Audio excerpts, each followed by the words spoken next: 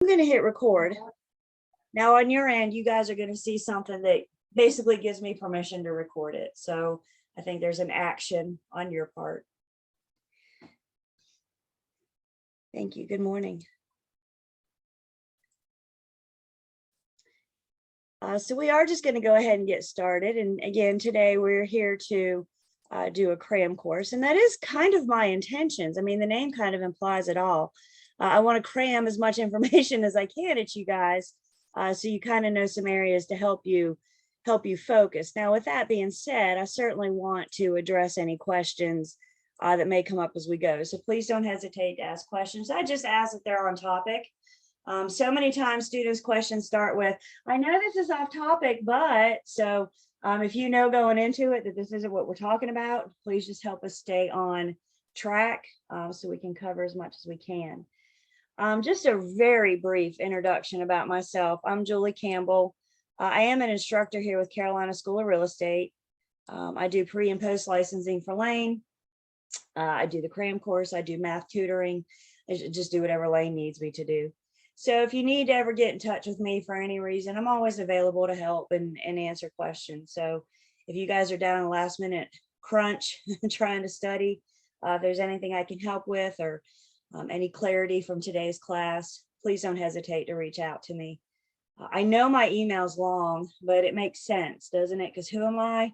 I am Julie, the real estate instructor at gmail.com. So if that helps you remember that, then you may not want to have to write all that down. It's hard generating a new Gmail address, isn't it? Because they're all already taken. So you got to be clever these days. And then again, just my cell phone number. So I was telling Mariella, no, did I do it right that time? Okay, thank you. I'm still on coffee, so you gotta. I was telling Mariella this morning before we got started that I've taken a back seat. My sales me has taken a back seat. And this year with my real estate firm that I'm affiliated with, I've taken on more of a role of an admin. So I get to be out there helping my agents, let my agents navigate through this market. But that allows me to do other things like be here with you guys on a Saturday morning and not out showing buyers properties, that kind of thing. Any questions before we get started? Are we just ready to go? We're probably just ready to go, aren't we? Everybody ready? Okay. So let's just jump right in. And I kind of want to first start with agency. Agency is heavily tested. Not only do you need to know what the words for agency means, you also need to know how to apply it. Guys, this is very real life. Sometimes I hear in pre-licensing that nothing you learn in pre-licensing you're going to use in the real world. I'm certainly not going to stand here and tell you guys that you're going to use everything that you learn in pre-licensing in the real world, but I will tell you some things you do. And one of those things you do use in the real world every single day is agency, because we have to be able to understand and explain and define our relationship with the consumer. The consumer has no idea what I can and can't do. That's not their job, y'all. It's my job to know what I can and can't do. It's my job to know how I can proceed and work with them. So very early, when we first meet a consumer, we're going to start with our working with real estate agent disclosure. Let's all go ahead and understand that the working with real estate agent disclosure is not a client form. This is not a form that I use with my clients. Why? I'm using this form before you become my client. This is a consumer form. And we use this form before that client relationship is ever formed. By the time you become my client, we're past this. Working with real estate agent disclosures is only required for sales transactions. Now, I think this tends to be a problem topic. So let's talk about this first bullet point. In real estate, you have sales transactions, you have lease transactions. So if you're a property manager, for example, or if you're going to go into commercial lease transactions, you don't have to do the working with real estate agent disclosure. We only do the disclosure in sales transactions, residential sales and commercial sales. So what I'm telling you is you only need to do the working with real estate agent disclosure when you're meeting a potential buyer or seller, not when you're meeting a potential owner for property management or tenant. Do I have everybody? And I think it's a problem topic because I think that, I hate to say that they try to trick you because that just sounds mean. They try to make sure that you have a full understanding of this stuff. So if you have an answer choice, for example, that says working with real estate agent disclosure must be given to all consumers, is that going to be true or false? Do we give it to every single person that we meet in real estate? You can do your head or unmute or if you want to shake yes or no. I did that backwards. Do we have to give it to all consumers?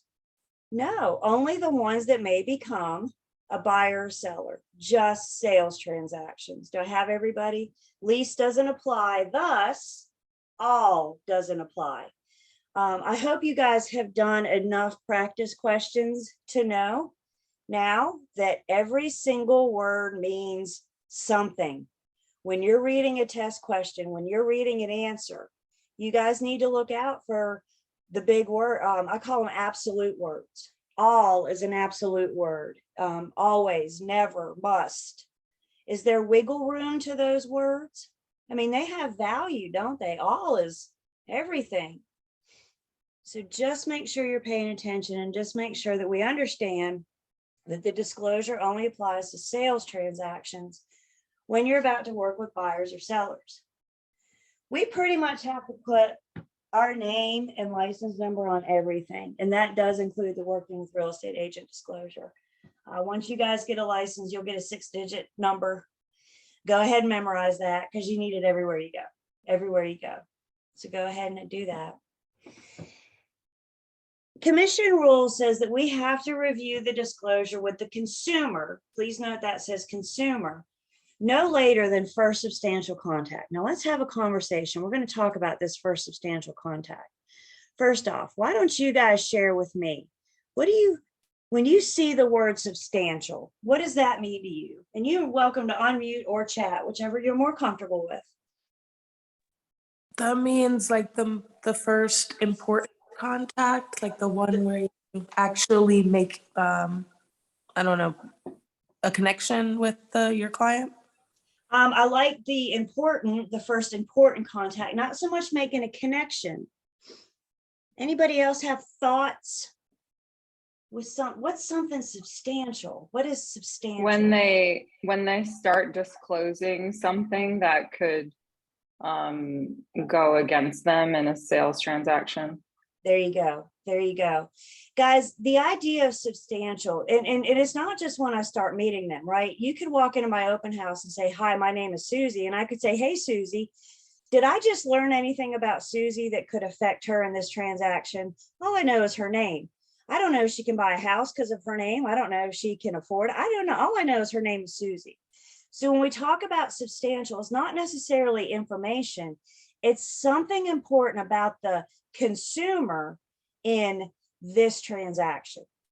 So, and Susie, you're the last one I heard from, so I'm going to keep picking on you if you don't mind. So Susie comes into my open house and says, hey, I'm Susie. And I say, well, hey, Susie, welcome. I say, it's definitely fall weather. We had to turn the heat on this morning, you know, we have general chit chat. Susie goes through the open house and she says, Julie, thank you so much for letting me see it. Have a nice day. Susie gets in her car and Susie leaves. Did anything in that conversation that Susie and I had fall under that first substantial contact? I know her name. I know she's chilly this morning because she had to turn the heat on, but I don't know. I know nothing about her wants, her needs, her desires, her price point. I didn't learn anything substantial as it relates to this transaction.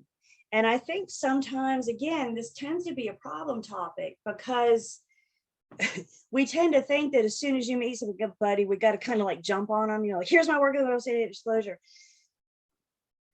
that's not true, guys. We can scare people off pretty quickly. You know, I always think of buyers as like these scared little timid creatures that run away easily.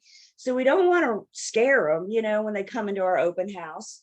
But we always need to be on alert for this first substantial contact, that first time. And Teresa, I like what you said about getting information. That first time that we get information from them about this transaction. Okay, so not everybody you meet is going to hit for substantial contact. The other thing I think that tends to be a problem is that the rule says no later than first substantial contact, which means by the time we do hit first substantial contact, it's too late. So we need to be on alert. We need to be prepared to stop the consumer from talking. The whole point of the working with real estate agent disclosure is to let them know, this is who I represent in this transaction. This is, I don't know you confidentiality. Don't you tell me anything until you decide to hire me. Because if you never hire me, I don't know you that confidentiality. So be very, very careful about what you tell me. We tend to think of the working with real estate agent disclosure as we're Mirandaizing the consumer. Y'all know the Miranda rights? And in part, what do part of those Miranda rights say? In part, they say anything you say can be held against you. And in a sense, that's what we're warning the customer. So Susie comes into my open house. Doesn't she have a right to know if we start having a conversation that may lead to this first substantial contact? Doesn't she have a right to know that I represent the seller and that I don't owe her confidentiality, and that anything she tells me about this transaction, I have a duty, I have an obligation to go back and tell my seller? Isn't that only fair to let Susie know that? And I see head shaking, and I absolutely agree.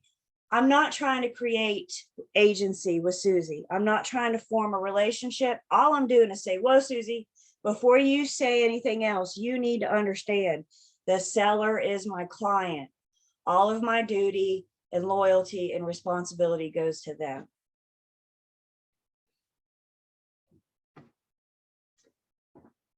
We give the example of coming into an open house, but guys, I think the truth is anytime we're acting like an agent, you need to be prepared. For example, when you guys join your firms, once you get your license and you affiliate with your firms, your firm may encourage you to wear your name tag everywhere you go. So when you're out this afternoon running errands, put your name tag on. Why do they want you to wear your name tag? Why would they want you to wear your name tag everywhere you go? Marketing purposes? Marketing purposes. They want people to see your brand. They want people to come up, start talking real estate to you, right? So if you're out running afternoon errands and you choose to put your name tag on and you're in the cereal aisle in Harris Teeter, could somebody walk up to you in Harris Teeter and start talking real estate? I mean, isn't that what you want? That's why you put your name tag on, right? If you want to be left alone in Harris Teeter, then don't put your name tag on. I mean, it's okay to be off. It's okay to be off.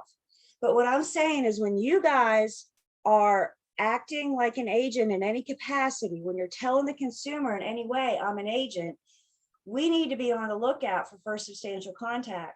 And the goal, the mission is to get this disclosure to them no later than. We need to pay attention to how the conversation is heading. Do I have everybody? This is what I've learned about people over the years. People like to talk. And they will come up to you in Harris Teeter and they say, oh my God, you're in real estate. We were thinking about selling because my husband's got to relocate at the end of the year. And we have 3 kids and they're all in school and they have special needs. So wherever we sell, we got to go. I'm standing there trying to decide what kind of Cheerios I want. You guys with me? People talk. So if that happens, now I'm not suggesting you have your working with real estate agent disclosure with you in the grocery store, but there's another rule that applies here that kind of leads me into this. If first substantial contact is not face-to-face, or it's not in person, or for example, it's in the Harris Teeter aisle 4 and I don't have a form with me, we still have a duty to discuss it. So even though I may not, The form's in my trunk, y'all. Trust me, I keep these things in my trunk. So it's not far away. And plus we got, I mean, let's face it, these things are tethered to us anyway, right? So we can get that pretty quickly if we need to. But what if first substantial contact doesn't happen face to face? What if they call you on a yard sign that you have? Or what if they send you an email? Do you think people say too much in an email? Do you think people say too much on a phone call? Absolutely.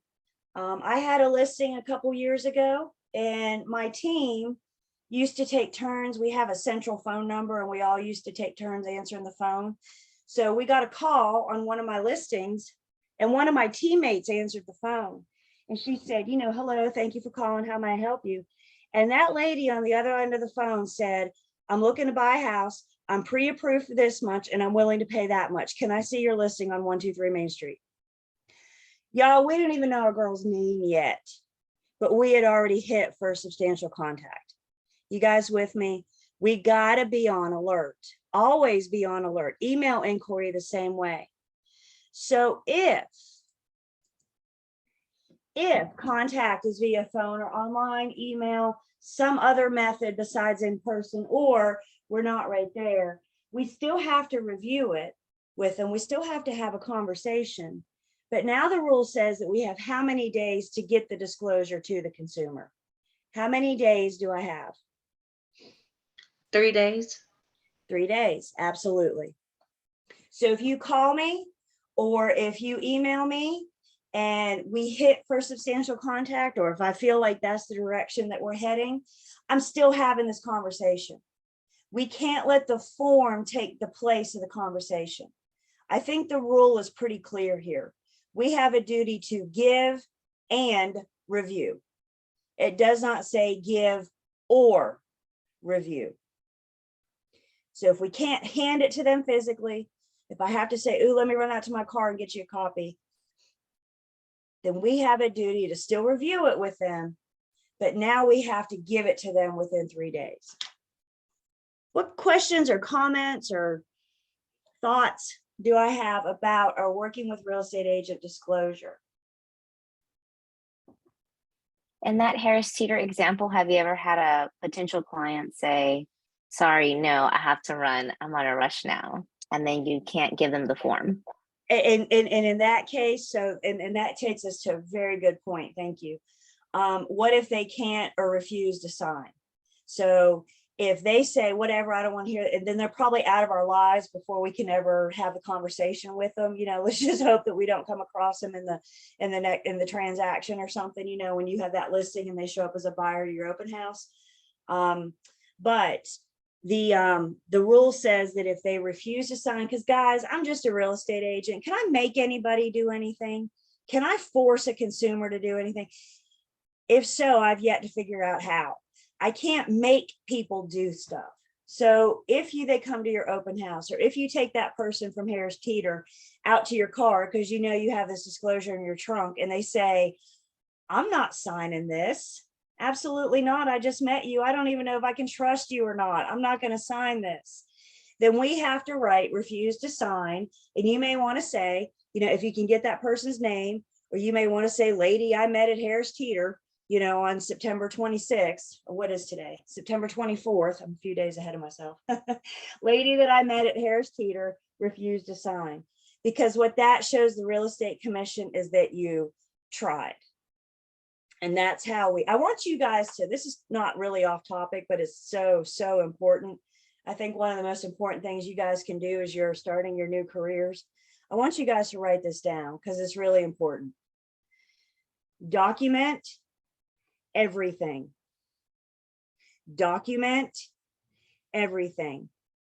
So if you hit first substantial contact in Harris Teeter and that person takes off before you can, oh, I got to go, I don't have time, give me your card, I call, you know, whatever, and they take, are you going to document that conversation?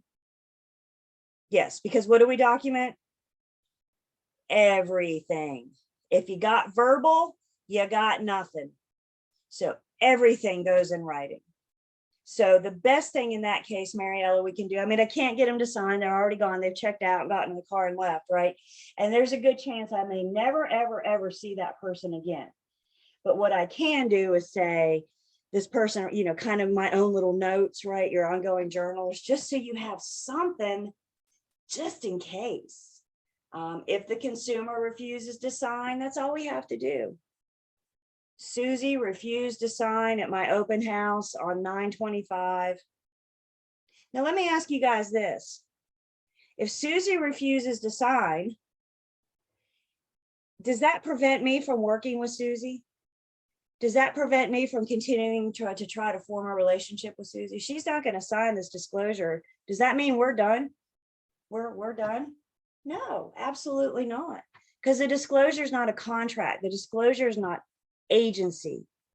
It's just me disclosing my status. It's just me disclosing my relationship. If Susie says, I ain't signing that, she says, but I want you to show me a house.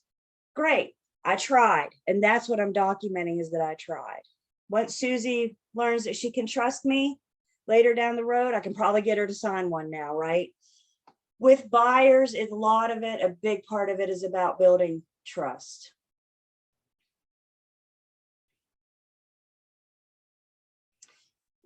When it comes to, we mentioned that first substantial contact, just kind of a general rule of thumb, they call it PTM. When you're having conversations with people, we want to look out for conversations that they are sharing with us about the price. What do they want to sell or need to sell their house for? Or what are they willing to pay for a house? Their term. Do some sellers, for example, have a bigger sense of urgency than others? Some have to sell like today. Some are thinking about selling next year, right? So just because they say, I want to sell my house, that may not quite be for substantial contact.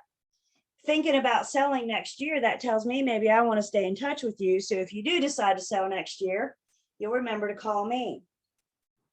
So I think sense of urgency, especially when it comes to term. Everybody loves to talk real estate, y'all. Everybody. And people are going to come up. I'm thinking about selling. I'm thinking about buying. All right. Did I have a flag go up to make me pay attention? Sure. But if they're thinking about buying, 3 years from now, I don't think we've hit for substantial contact yet. And then their motive. Why are they selling? Why are they buying? Let's face it, all sellers are motivated, right? We know this. They got a for sale sign in their front yard. So all sellers are motivated. Why are they selling? Maybe, when you start asking those lot of questions, call me to list your house. And I say, but why are you selling? Now we've hit into that first substantial contact. I should have already done that.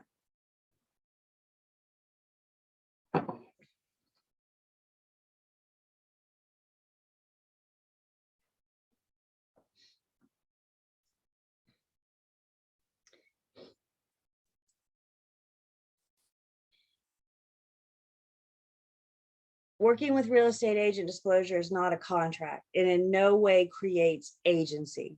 Do I have everybody on board with me there? It does not create agency.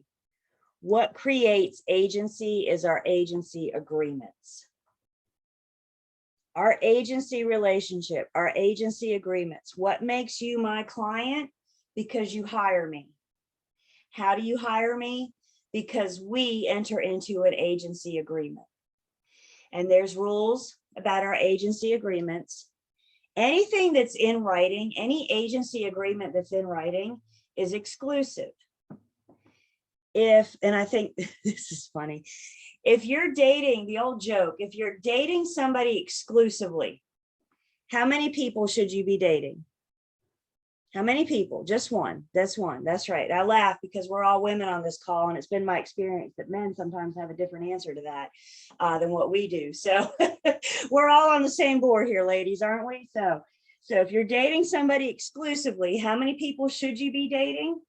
You're just dating one. And I think it's important that we understand that exclusivity is a one-way street. When the seller enters into a listing agreement, the seller is only dating one firm. The firm can date as many sellers as they want to, can't they? the firm can date as many buyers. Could y'all imagine if the firm could only date one seller at a time?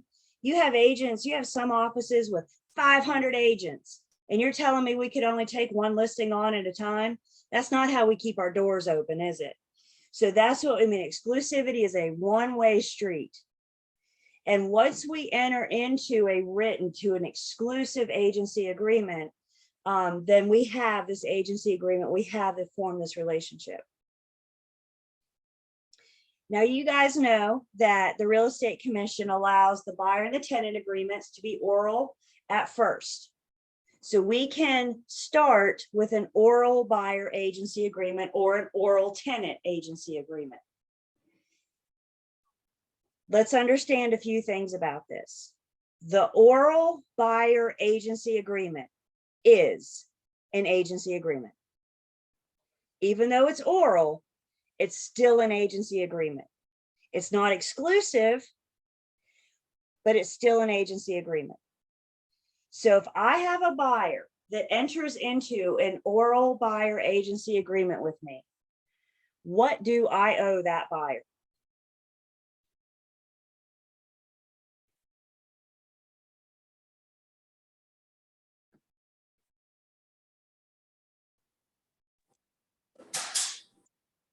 Uh, Yes.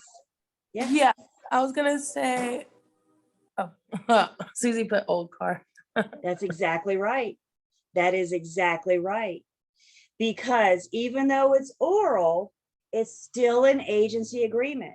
And when you enter into an agency agreement with me, I owe you old car. I think that's what confuses us sometimes. But Julie, it's oral. I hear you. I hear you. But do you hear me? It's a oral buyer agency agreement. Didn't I just still say agency agreement? Y'all don't let that word oral trip you up. It's still an agency agreement. Oral buyer agency is non-exclusive. You can never have an exclusive oral agreement. So if we have an oral buyer agency agreement, how many firms is my buyer allowed to date? It's non-exclusive. Just one. Oh, I thought you said exclusive. No, it's non-exclusive. Oral is non-exclusive. So how many can they date? As many as they want to. They can go out and play the field now, can't they? They can date as many firms as they want to, because an oral is not exclusive. You can't bind somebody in an oral agreement. When you guys are preparing for your test, you need to look for the word exclusive. Exclusive is another way of telling you that it's in writing. Because if it's not exclusive, so oral is exclusive. I mean, non-exclusive, I'm sorry, oral is non-exclusive. In an oral agreement, if I were to demand exclusivity, if I were to look at this buyer and say, you're going to work with me and only me, that's when I got to put that oral agreement in writing. So if we're going to demand exclusivity, we got to get it in writing.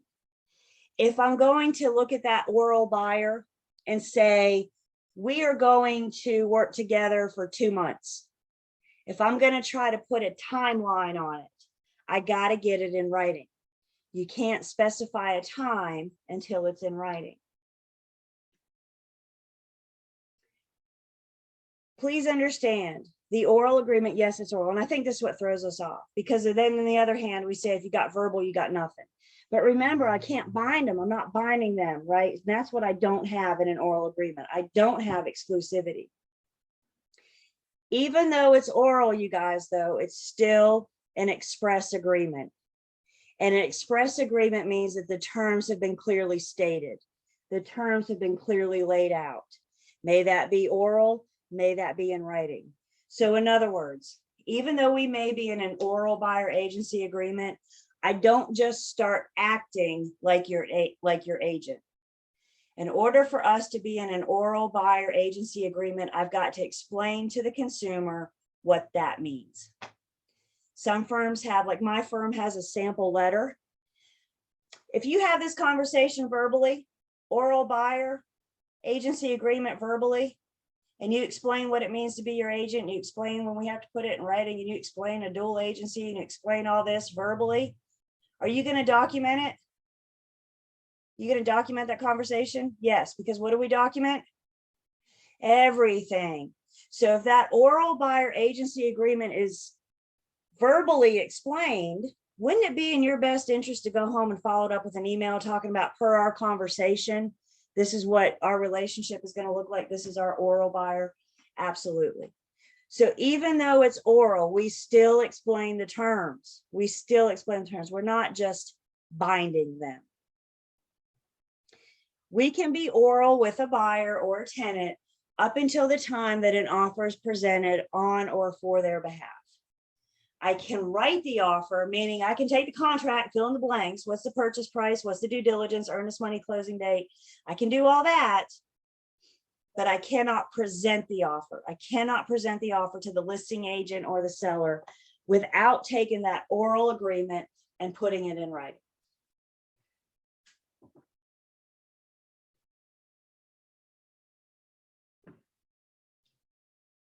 There's rules for all of our written agency agreements. You see our absolute word there, must. Is there any wiggle room to the word must? No, that's about as absolute as they get. Our written agency agreements have to be for a definite period of time. You can't have this ongoing open agency agreement. It is a definite period of time. There's our license number again. I'm telling you guys, go ahead and memorize it. Put it on a flashcard if you have to. But once you get your 6-digit license number, go ahead and memorize it. I often joke that the Real Estate Commission has no idea who Julie Campbell is, but they know who 264172 is. So go ahead and memorize that number. And then all of our agency agreements are going to have our non-discrimination clause, letting the consumer know that we follow fair housing and we're not going to discriminate against the protected classes. If you've reviewed the agency agreements, you will see this discrimination clause is bold and in all caps for the hopes of trying to draw that attention to the consumer. So when it comes to working with or for the consumer, I can pretty much take my entire market and I can divide them into 2 categories. Either you're my client or you're my customer. If you're my client, you have hired me, or better yet, you've hired my firm. Remember, the agency relationship is between the firm and the client. So if you're my client, you've hired the firm, you've used our agency agreement, which is our employment contract. You've hired us to do a specific job. If you don't enter into an agency agreement with me, then you're a customer. I have this image here of a plane. I actually borrow this from my mentor. She knows I use it, so I didn't steal it. But when she talks about agency, she uses the image of an airplane. So let's pretend that you guys are the pilot of the plane. You are the broker that is flying this plane. Your clients deserve and expect first class seating. Your customers are going to be back in coach. Aren't we all still helping them get from point A to point B? Isn't that my job, is to fly the plane safely from point A to point B? And everybody's on the plane with me. We're all there at the same time. We're all getting there at the same time, right? The difference between the client and customer is the level of service that they receive in between. I hear first class is really nice. Get some champagne and a warm towel, right? I hear it's nice up there. What do we get? What do I get back in coach? I get, lukewarm Coca-Cola and unsalted pretzels, right? First class gets better stuff, right? And that's the idea of agency. Our first class passengers or our clients get old car. Our customers or our coach passengers get honesty, fairness, and the disclosure of material facts. Customers get honesty, fairness, and the disclosure of material facts. Unfortunately, I never have a reason to lie to anybody. I can't lie. Sorry, guys. We can't lie to anybody. May you be my client or my customer. We can never lie. And I owe everybody the disclosure material facts. I don't care who you are. Are you a client? Are you a customer? I owe you material facts. It doesn't matter who I am. Am I the listing agent, buyer's agent, dual agent, designated agent? It doesn't matter. We always disclose material facts. Questions, comments?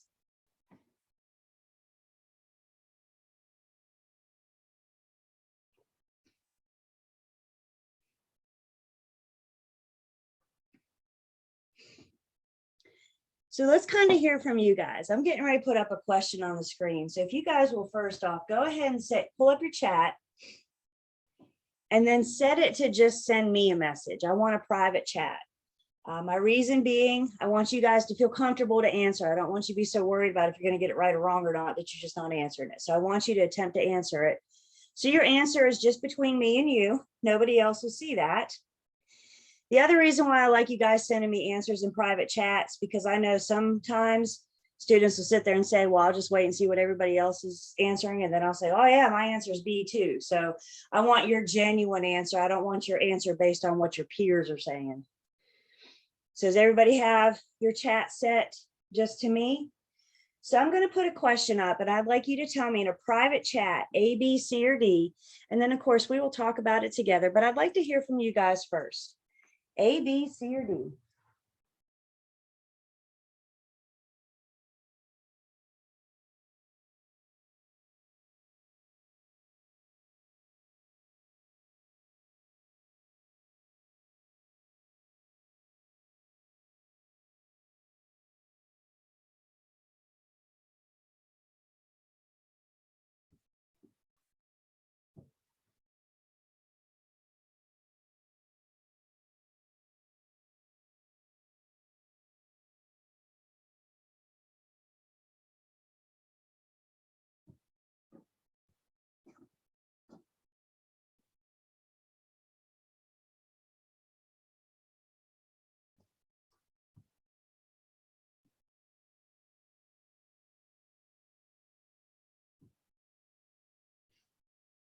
Did I hear from everybody?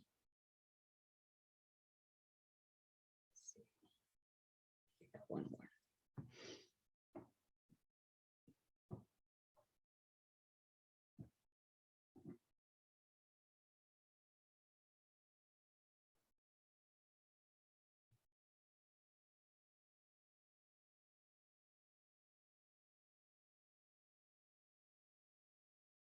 Okay.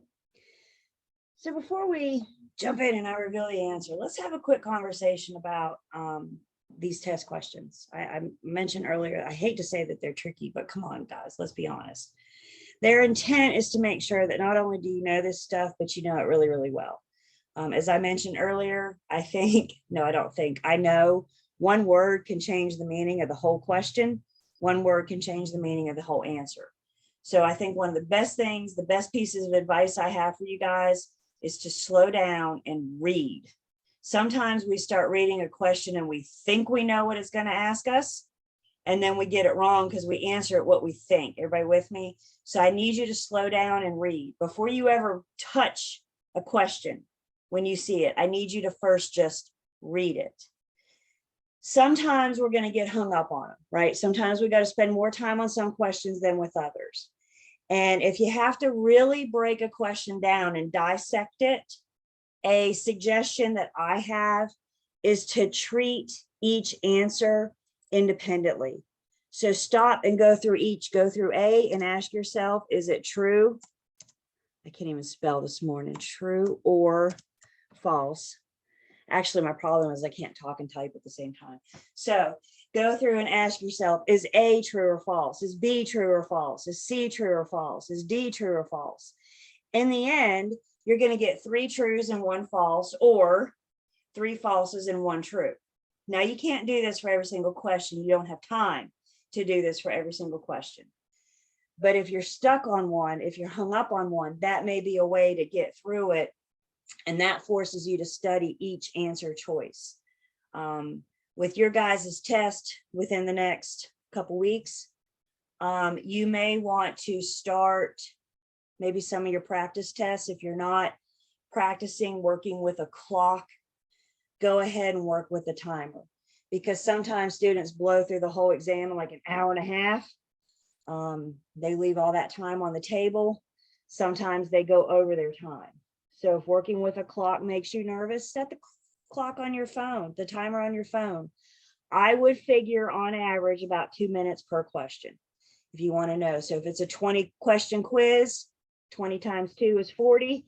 Set your timer for 40 minutes. If you get done in 20 and you failed, you're going too fast. Slow down. If you can't finish it in 40, you need to pick it up just a hair. Everybody with me? But don't let the clock be your challenge on test day. Okay. Of course, math's going to take you longer than non-math. So there's kind of a good balance there. So the first thing we do when we see a test question is we just read it. We tend to just want to blow through it real quick. Just read it. A broker with ABC Realty meets a buyer and reviews the working with real estate disclosure. The buyer listens but refuses to sign the disclosure. Which of the following is true? And the answer we're looking for here, I can put it back up. The broker can proceed. We can keep going. Disclosure doesn't make or break the agency relationship. So we can say, okay, fine, you don't want to sign it. So let me tell you what it means when you work with me and I'd be your agent. And this, I owe you, loyalty and da da da da da. And this is what dual agency looks like and blah, blah, blah. We're still having a conversation. We're just not putting it in writing. And we can proceed under an oral buyer agency until that time that the buyer says, this is the offer, or this is the home that I want, presented on my behalf.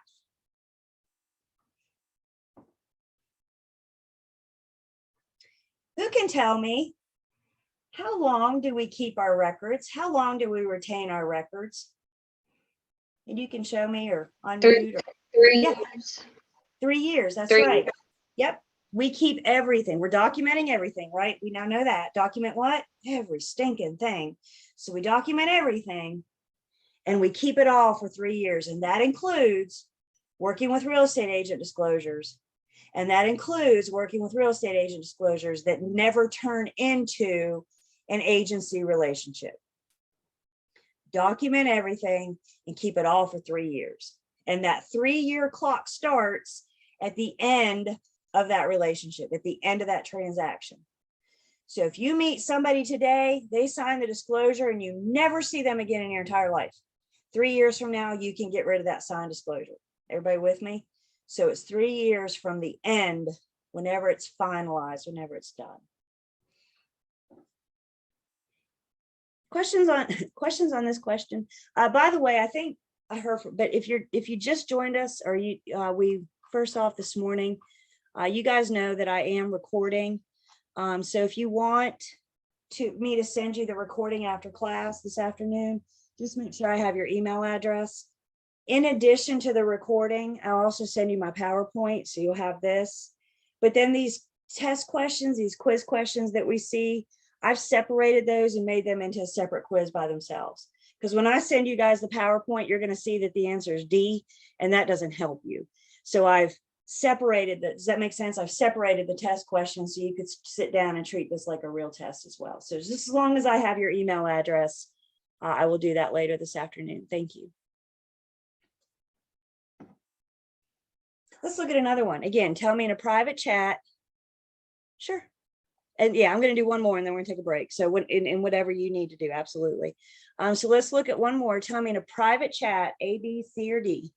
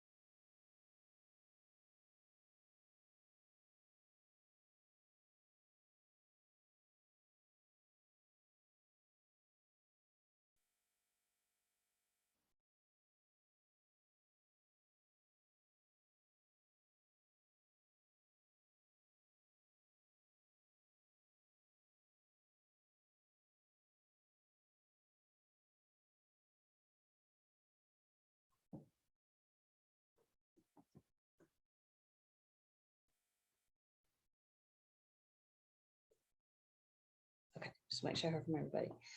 So a buyer agrees to be exclusively represented by a broker affiliated with XYZ Realty. Did everybody have their little flag go up? Did your flag just go up when you saw this word?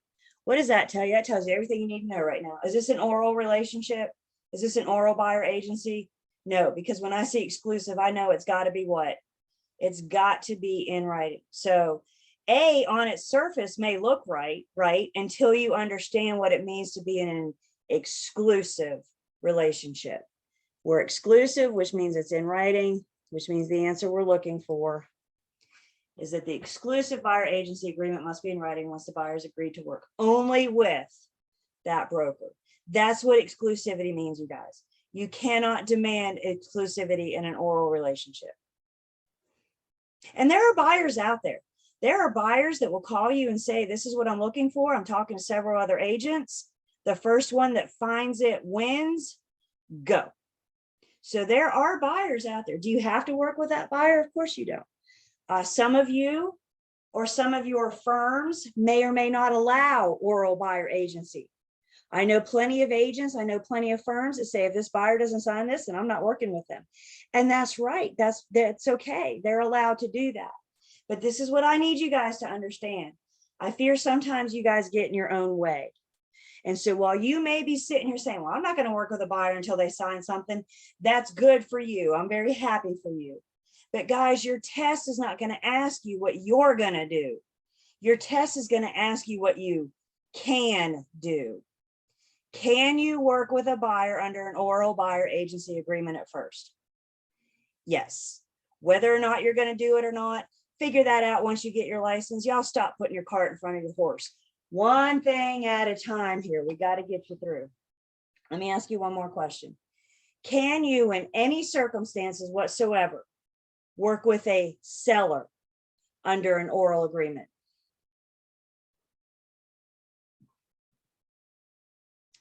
I got heads all over the place. The answer to that is no. You cannot perform a single service for the seller without first getting that in writing. The only oral agency relationship allowed is buyer or tenant.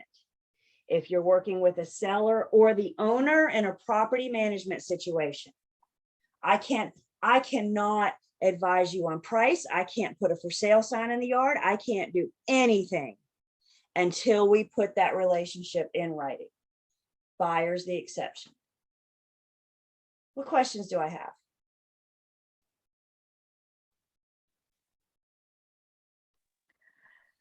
Julie, just to be clear, so we can have a dual agency orally with a buyer until we go to make an offer. Is that correct?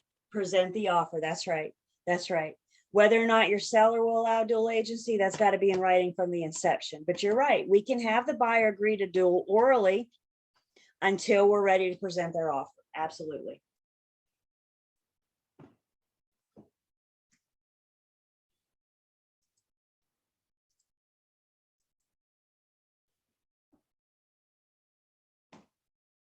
Anything else so far?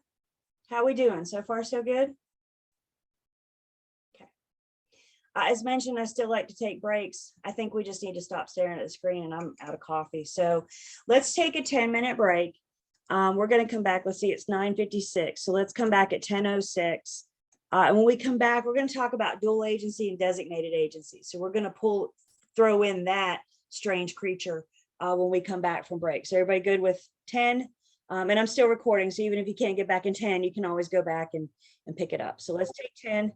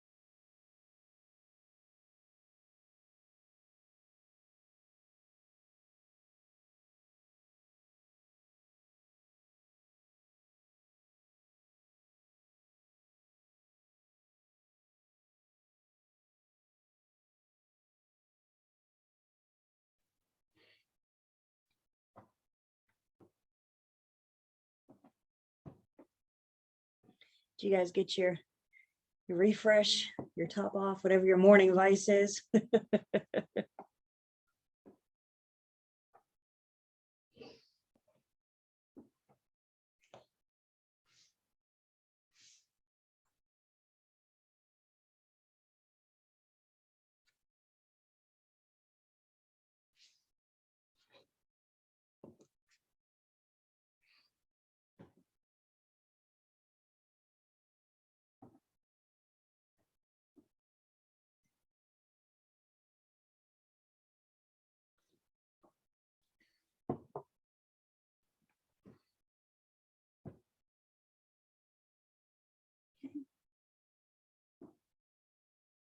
Let's go ahead. I see one back. I'm not sure if the others are back or not. If you are, again, cameras aren't required today, you guys, so you're welcome to leave it off. I'll leave mine on just so you feel like you have somebody to talk to. If you want to leave yours on, so I feel like I have somebody to talk to, but there's no requirement today, no attendance. It's a lot more informal today than what we're used to in class. Questions on anything we covered in the first hour?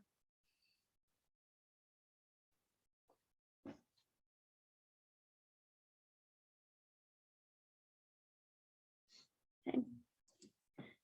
So let's take some time now and talk about dual agency. Dual agency complicates things, doesn't it? It makes it a little bit harder. So first off, the simplest definition of dual agency that I have been able to come up with, I have not figured out how to make it any simpler.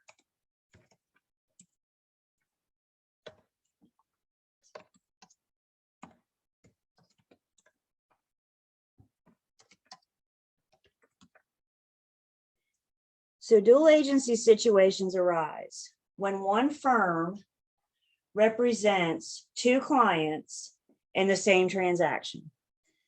The seller has hired the firm to help them sell 123 Main Street. The buyer has hired the firm and they are interested in purchasing 123 Main Street. Dual agency is an in-house transaction only. Who can tell me what I mean by in-house?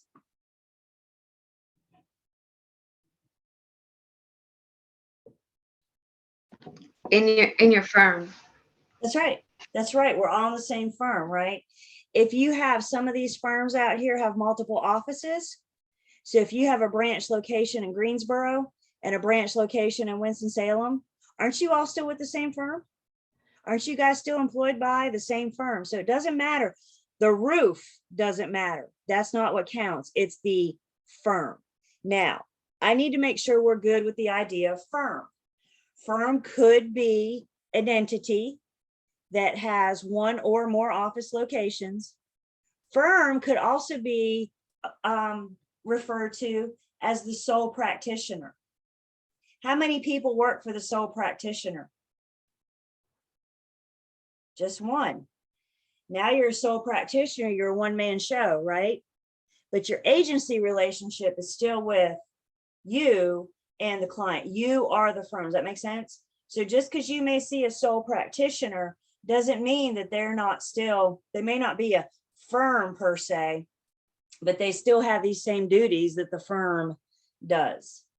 So it could be one office with 50 agents. It could be 7 offices with 1,000 agents. It could be a one-man show. Okay, so when we talk about firm, we're referring to everything in between. One transaction and 2 clients. The only way you can have dual agency is if both buyer and seller hire the firm. Okay, and we don't hit into dual agency until most commonly one of your buyers is interested in one of your listings. So it's something your firm has listed, your buyer wants to see it. You know, I think that's the more common situation, but you could have a case where you're working with a buyer client, you've been with them for 2 or 3 months. And then one day a seller hires the firm to list their home. And now that buyer that you've been with for 3 months could see your new listing that went on the market today and say, ooh, I'm interested in that one. Can I see it? So again, I think where we tend to go is the seller's already listed and we find the buyer.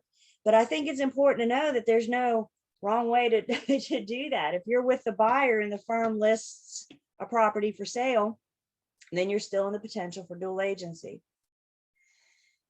Dual agency doesn't happen by accident. Dual agency is intentionally created with informed written consent. Let's break that down. Dual agency is intentionally created. Again, it doesn't just happen. You don't just start acting like a dual agent. You intentionally create it. You intentionally have this conversation about dual agency. And in order to do it, we have to have informed written consent of the parties. Understanding we can work with a buyer under an oral agreement at first, and that does include an oral yes to dual, as long as we've informed them, as long as we've explained it to them. So informed written consent, it does not mean you're going to look at your buyers and sellers and say, we're going to do dual, I need you to sign here. Is that informed? Did I tell you anything? Do you know what dual means? Do you know what we're doing? So it's got to happen. This conversation has to happen. So it's intentionally created between the buyers and the sellers. I think one of the better ways to understand dual agency is a sports analogy. Let's talk about football for a second. We're getting into college football season. Anybody watching some games this afternoon? That's what Saturday's about, right? Are you going to watch some games with your book in your hand so you can study as well? So you got to find that balance, right? So you're watching a football game. When you're watching the game as a player, is it clear when you look on the field that there are two teams on the field? Is it pretty clear? There's one team and there's another team, right? So you have, in a real estate scenario, you have two teams working against each other, right? You have buyer and you have seller. So you have the seller down there playing, you have the buyer down there playing, and they're trying to get to the end of the game, but somebody wants to win, right? Somebody wants to come out the winner. So buyer and seller are always going to be buyers and sellers. No matter what our role is, their role doesn't change. Prior to dual agency, doesn't the seller have a coach standing on the sidelines telling them what to do, telling them, suggesting what play to make next, Doesn't the buyer have a coach standing on the sidelines telling them? So prior to dual agency, you and I are kind of like the coach, aren't we? I'm not telling them what to do, but I'm suggesting plays and I'm, making my opinion and, I'm there for them. My whole purpose as a coach is to let my team win. Now the crinkle gets thrown in when dual agency comes into play. And in dual agency, roles change. The buyer's still buying, the seller's still selling. Yes, their role is exactly the same. The role that has to change in dual agency is mine. I can no longer be a coach. And so when we enter into dual agency, my role changes from that of a coach to a referee. Is the referee still a part of the game? Yeah. Are they still an important part? Are they still involved? Absolutely. Is the referee telling the quarterback what throw to make next? Probably not. They're not going to have a job for long if they are they? So as our role of the referee, as our role of the dual agent, the firm's role as the dual agent, we are still getting everybody to the end of the game. But now the big thing for us as a dual agent is we no longer offer advice. My advocacy goes away. I still owe you old car. I just got to split it now. I can't treat one party different or unfairly than the other. I still owe that equal loyalty to both. But the big thing for me as a dual agent, or the firm as a dual agent, is that my advocacy goes away. There is no question that either party can ask, what should I do? How much should I offer? Should I get a home inspection? There is no question that can be answered that can't harm one party. So if you are working with the buyer, you're a dual agent, you're working with the buyer, and that buyer looks at you and says, should I get a home inspection? Your knee-jerk reaction is say yes, right? Because shouldn't everybody get a home inspection? Well, yeah. Haven't you just harmed the firm's seller in that transaction? Do you think sellers want buyers to get home inspections? I mean, the whole point of a home inspection is for the home inspector to go in there and find problems, to find things wrong. Do you think a seller, if it was up to the seller, that they would tell the buyer to get a home inspection? Absolutely not. They just want to buy the house. I don't want you to find problems and then possibly not buy. Everybody with me? What if your buyer looks at you and says, how much should I offer? There's no answer that won't harm either party. If I say offer asking price, I could have very well just harmed my buyer. If I say offer under asking price, I've harmed my seller. And that's where I think dual agency gets a little, because when I teach pre-licensing, I always look forward to, I ask for an introduction for my students so I can get to know you a little bit better. And the common theme I hear from my introduction is I'm here because I want to help people. I want to help people buy and sell homes, achieve their dreams, da, da, da, da, da. And I think that's fantastic. And I think that's a very good place to be, a good mindset to be in. But what we need to understand is dual agency isn't what's in the best interest for the buyer and the seller. Dual agency is a means to allow the buyer to buy my firm's listing. And somebody's got to give something up in order for that to happen. And unfortunately, it's the sellers and buyers that give up my advocacy, my advice. See why we need to have these conversations with them before it ever happens, right? Part of what we're doing is we got to build their trust, you guys. And if you never mention dual agency and then dual agency happens, your seller, for example, might start questioning, well, what else didn't she tell me? What else didn't she explain to me? What else did she not? This is why we have to have these conversations up front. Do the buyer or seller, either party, have to agree to do dual?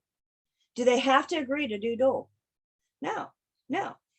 Intentionally created with informed written consent. So if they say no, then we're not allowed to do dual agency. If you are the listing agent working with the seller and you have this conversation at the listing appointment with your seller and you explain to them what dual agency means, and your seller looks at you and says, I'm not doing that. I don't like that. The reason I hired you is so you're my advocate so you can get me through this transaction. Why in the world would I want to share that with a buyer? My answer is, if I want to do dual, is no. That's the seller's right, right? The seller needs to understand if they say no to dual, what they are saying no to is that no agent within the firm can show your listing. If they say no to dual, nobody from your firm can show their listing. They have already said no. We don't want agents from your firm in my home.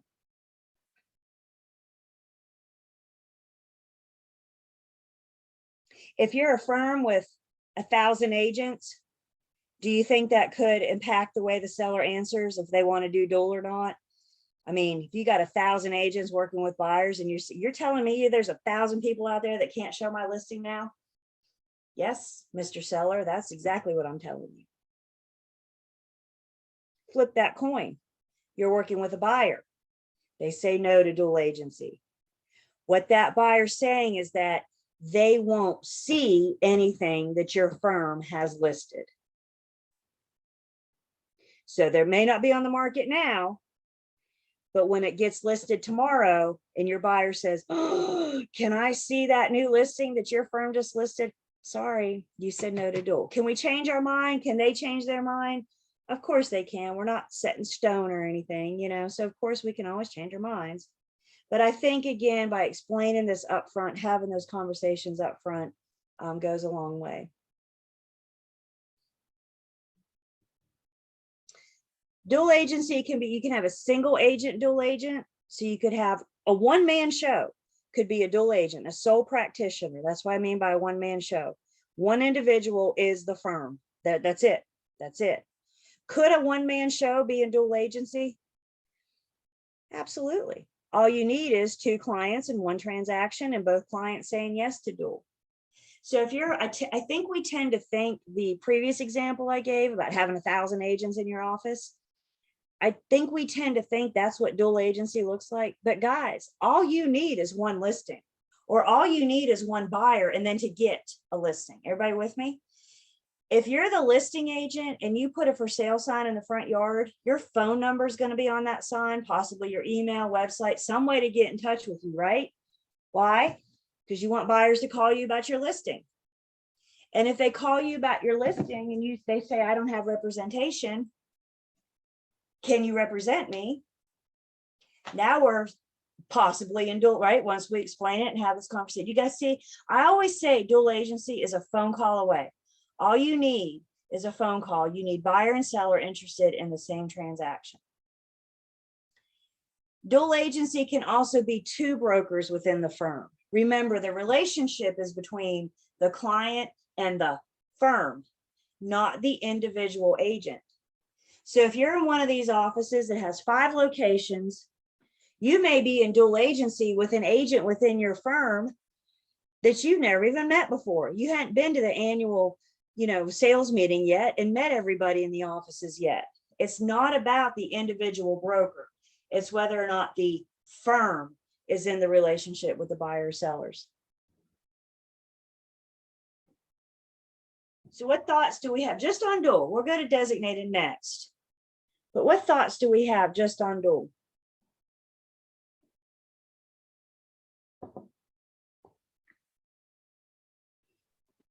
I have a question. If you have an exclusive with a buyer and they don't want to do dual, but they're interested in a listing that you have, could they, at that point, would you advise them to could they break the exclusive with you and go to another firm to be able to put an offer in on that listing?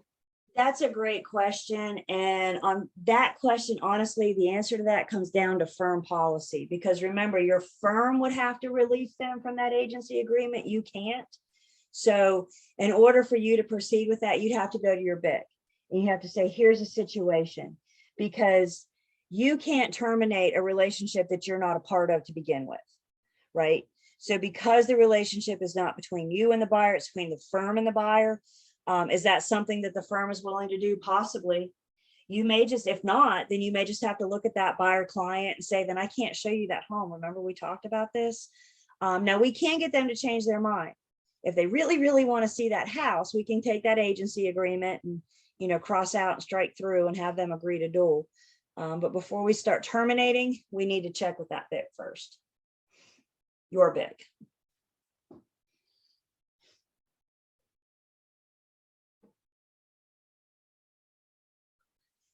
When it comes to dual agency, I think of the wall.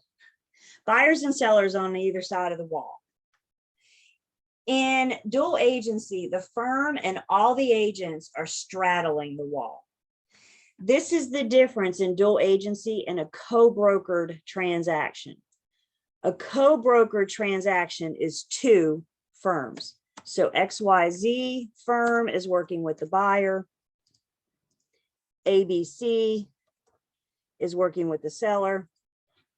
And each firm is on the side of the wall with their client. That's what a co-broker transaction looks like. When we're in dual, the buyer and seller are still separated by the wall, right? But now the firm and all the agents on the firm, all 1,000 of us are or all one of us is straddling this wall. In dual agency, we are equally divided between both buyer and seller. And we have to treat both parties fairly, equally, honestly, no advocacy.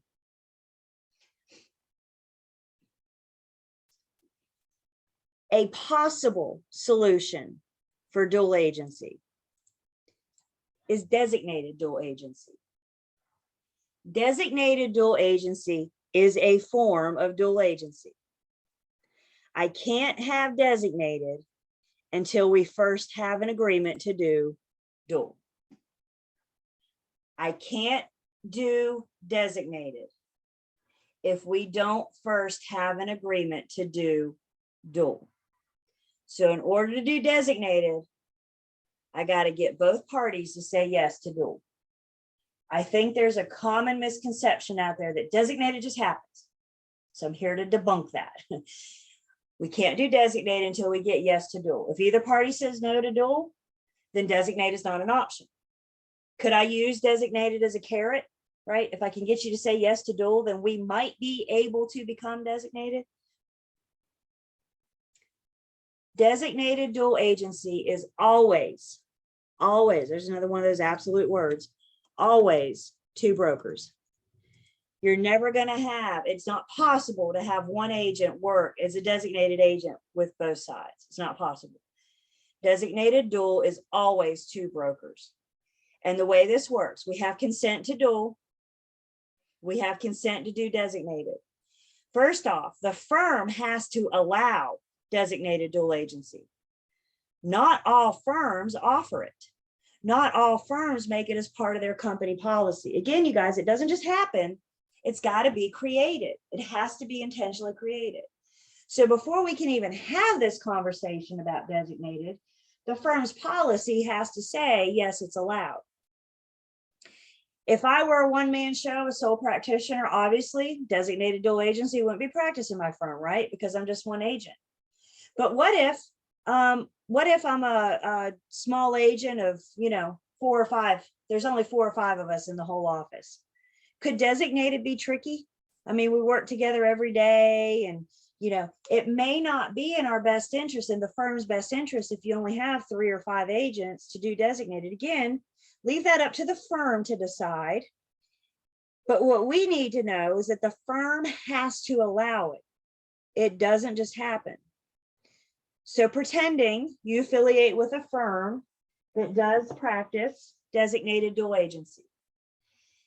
In order for these two brokers to be designated, the broker in charge or whoever they allow, somebody has to designate one agent to work exclusively with the buyer and a different agent to work exclusively with the seller.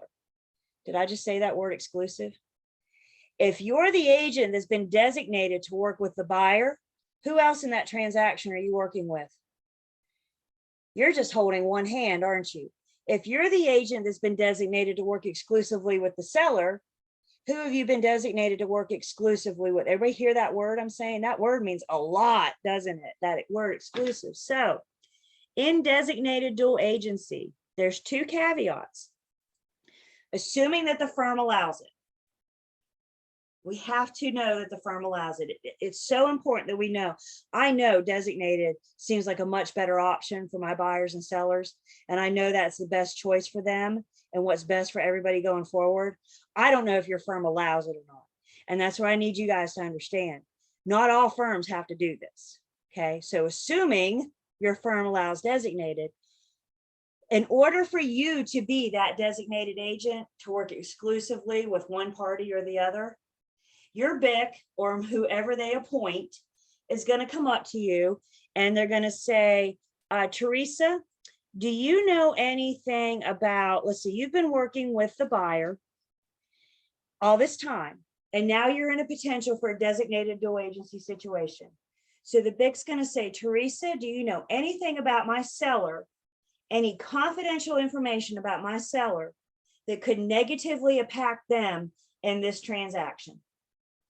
And Teresa's probably going to say, no, I know nothing about those people. I know nothing confidential about those people. Then Teresa's good broker in charge is going to say, Teresa, did I spell that right? Teresa. Teresa, I'm going to designate you to work exclusively with the buyer. So in a sense, what the BIC has done, the BIC just kicked Teresa off the wall, didn't they? The BIC just booted her off the wall, said, here you go. You're going to go over on this side with the buyer. Then the BIC or whoever's appointed is going to go to Brooke and they're going to say, Brooke, you've been working with the seller. You've had this listing. Now we're in the potential for designated dual agency. Do you know anything about my buyer that could harm them in this transaction? And Brooke's going to say no. So then the BIC is going to kick Brooke off the wall.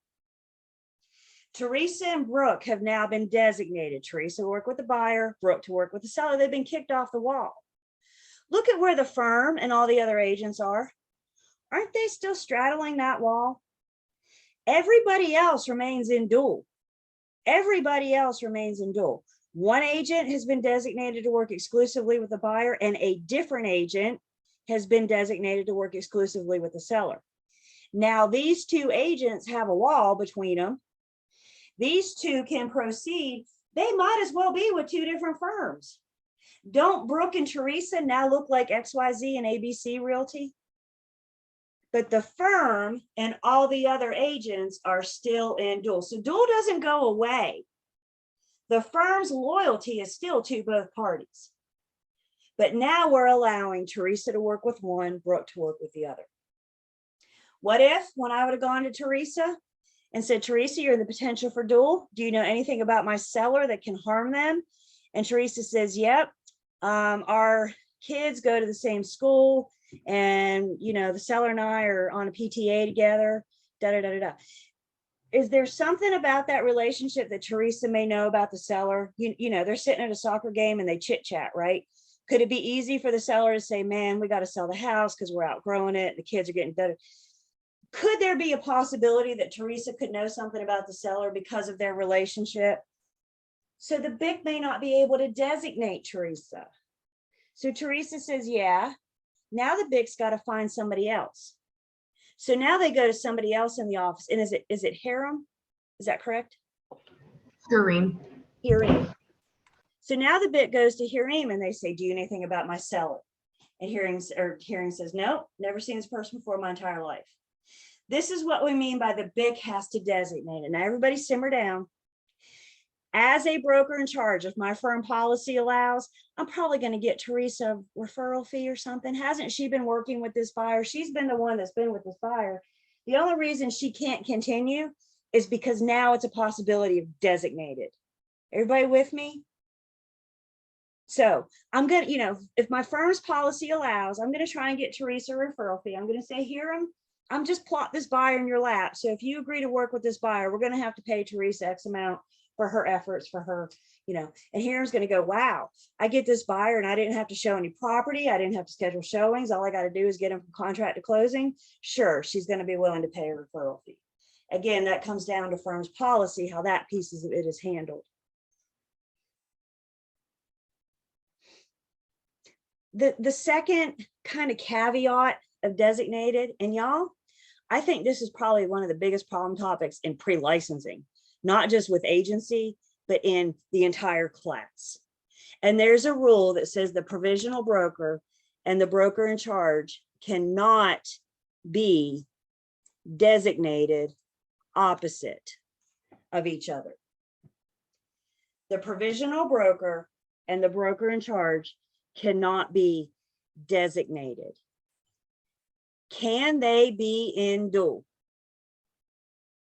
Can they be in dual? And I see head shaking yes, and I would agree with you. I would agree with you. They can't be designated. The reason being, as a provisional broker, you are under the direct supervision of your broker in charge. They should be involved as you guys are getting going and learning everything else you have to learn once you get your license. The BIC should be in your back pocket, supervising practically your every move. Is it a really good chance that this BIC was with you when you went to that listing appointment? Is there a really good chance that the BIC helped prepare you for the buyer consultation appointment? Yes, because they're involved. That's what we mean by direct supervision. So by the very nature of that relationship, if the BIC is doing their job right, they know something about the provisional broker's client. Everybody with me? Any other relationship is allowed. The BIC can be designated with another broker in their office. A broker and a broker can be designated. A provisional broker and a broker can be designated. And a provisional broker and a provisional broker can be designated. Any other relationship is allowed to be designated as long as they don't have prior confidential information about the other side upon being designated.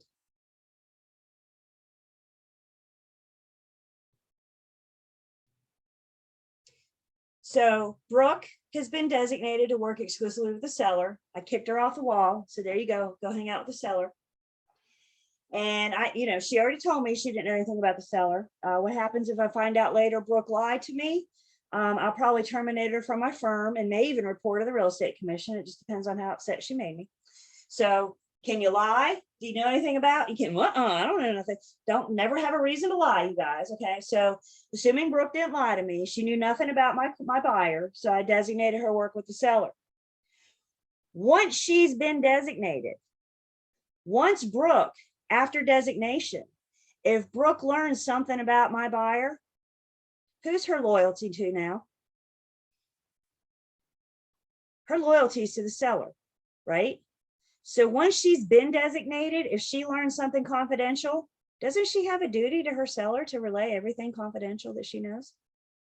Once you're designated, if you find out something, your duty is now to your client.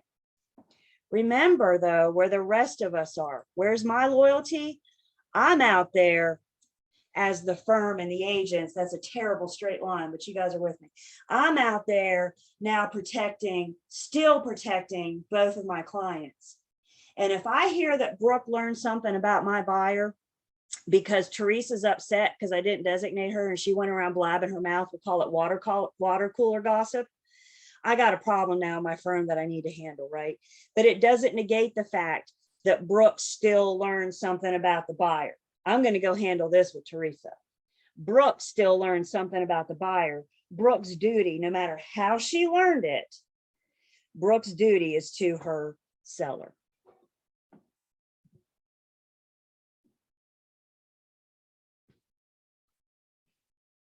Designated is by far the best solution for both parties, buyer and seller, because once you've been designated, now they have that exclusivity again, which is why they thought they hired you to begin with.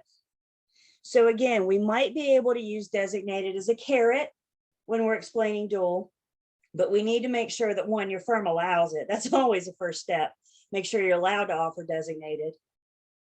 And if your seller's not sure about dual, about dual, we can use designated as the carrot, but guys, there's still no guarantee, because don't we have to have a buyer, and two, have them also agree to dual and designated. So we need to tell the seller, if a buyer allows it, then the two of us can proceed under this designated. Buyers and sellers aren't going to say no to designated because it's the better solution for them. It's a matter whether or not the firm allows it, and it works in this transaction. Back to our football analogy, dual agency, we became referees, didn't we? We became referees. We were no longer coaches. Once you're designated, your role changes once again. You go from being a coach to a referee. Now you're designated as a referee. You go back to being a coach. The firm is still acting as the referee. I have a question. Please. So a non-provisional broker and a broker in charge can also work together, just not a provisional, or Correct. yeah. Correct. The only relationship not allowed to be designated is the BIC and the PB. The BIC, very well, because to your point, I see where you're going with this. To your point, isn't the BIC involved in all transactions? Isn't the BIC familiar with, I mean, some are, some aren't, right? Some are better BICs than others. And some agents are better about keeping their BIC, full brokers are better about keeping their BIC filled in. So you very well may have a BIC that has a personal policy to may never be designated, right? You may have a BIC make that decision not to, but I think what we need to understand for our test, a BIC can be designated with another broker in their firm, a full broker. They cannot be designated with a PB, and they cannot be designated if they've received confidential information about the other side. So it gets very tricky if BICs think they're going to be designated. They can't be involved. And that opens up a whole other can of worms, right? Why are you affiliated with a BIC that's not involved? So that may be a little flag for you, but you see what I'm saying? There's no rule that says that they can't be. It just might be in their best interest. The only rule that says the PB and the BIC can't be designated opposite each other.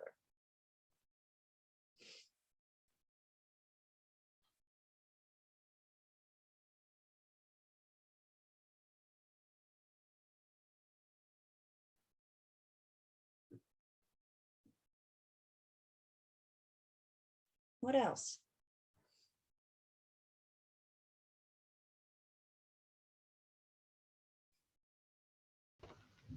So dual agency true for like every transaction that happens Say within that your first part again. I'm sorry.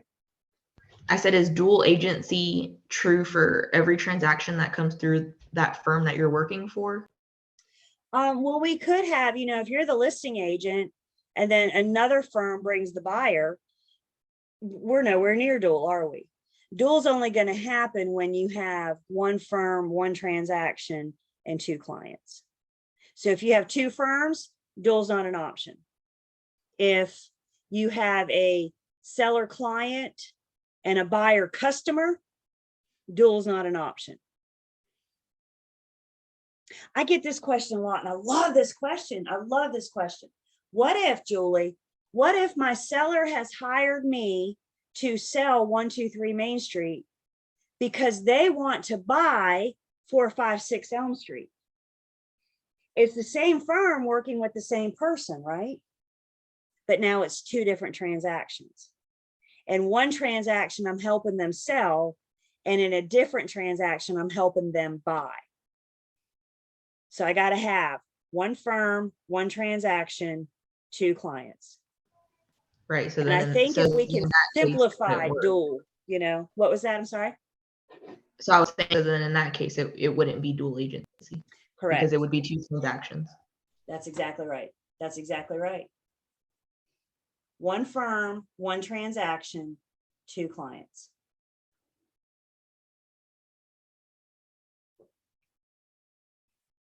Other questions or comments?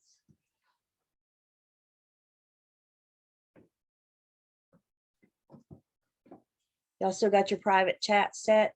Because I got a question for you guys. And I would like you to tell me A, B, C, or D. Y'all ready?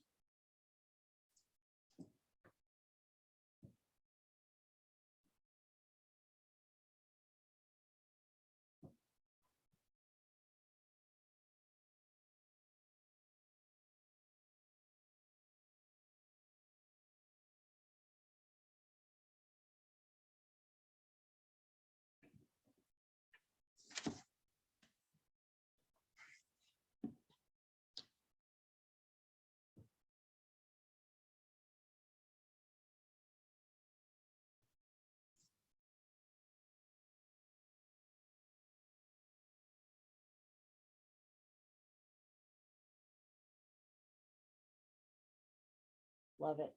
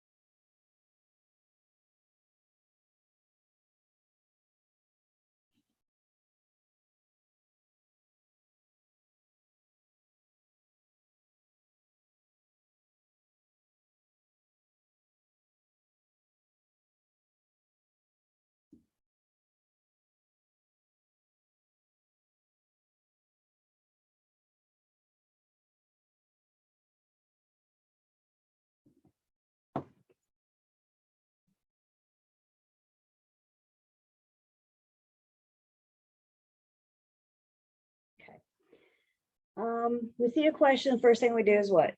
Just read it. Just read it. Y'all get so excited. You just want to answer something. You just don't even read the question yet. Sit on your hands if you have to, but just read the question. All the following situations may result in dual agency except. Yeah, I hate the word hate. Let me preface this. Now let me say, I hate except questions. I hate these things. Because it's kind of like a double negative, isn't it? The reason that the answer is going to be right is because it's wrong. we're looking for 3 trues and 1 false. And our brain just doesn't, our brain's like, what? So that word except is like huge, right? I'm looking for the answer that is wrong. So all of the following situations may result in dual agency, except, and note it says may too, the listing agent that writes up an offer for a buyer that is not working with another broker and does not desire representation. So let's break all 4 of these down, actually. Now that we got that out of the way, what's the answer? Let's break the other 3 of these down, that one as well. A says a buyer that is represented by the firm decides to purchase a property that is currently listed with the firm. So A, you have a buyer represented by the firm and you have a seller that's represented by a firm.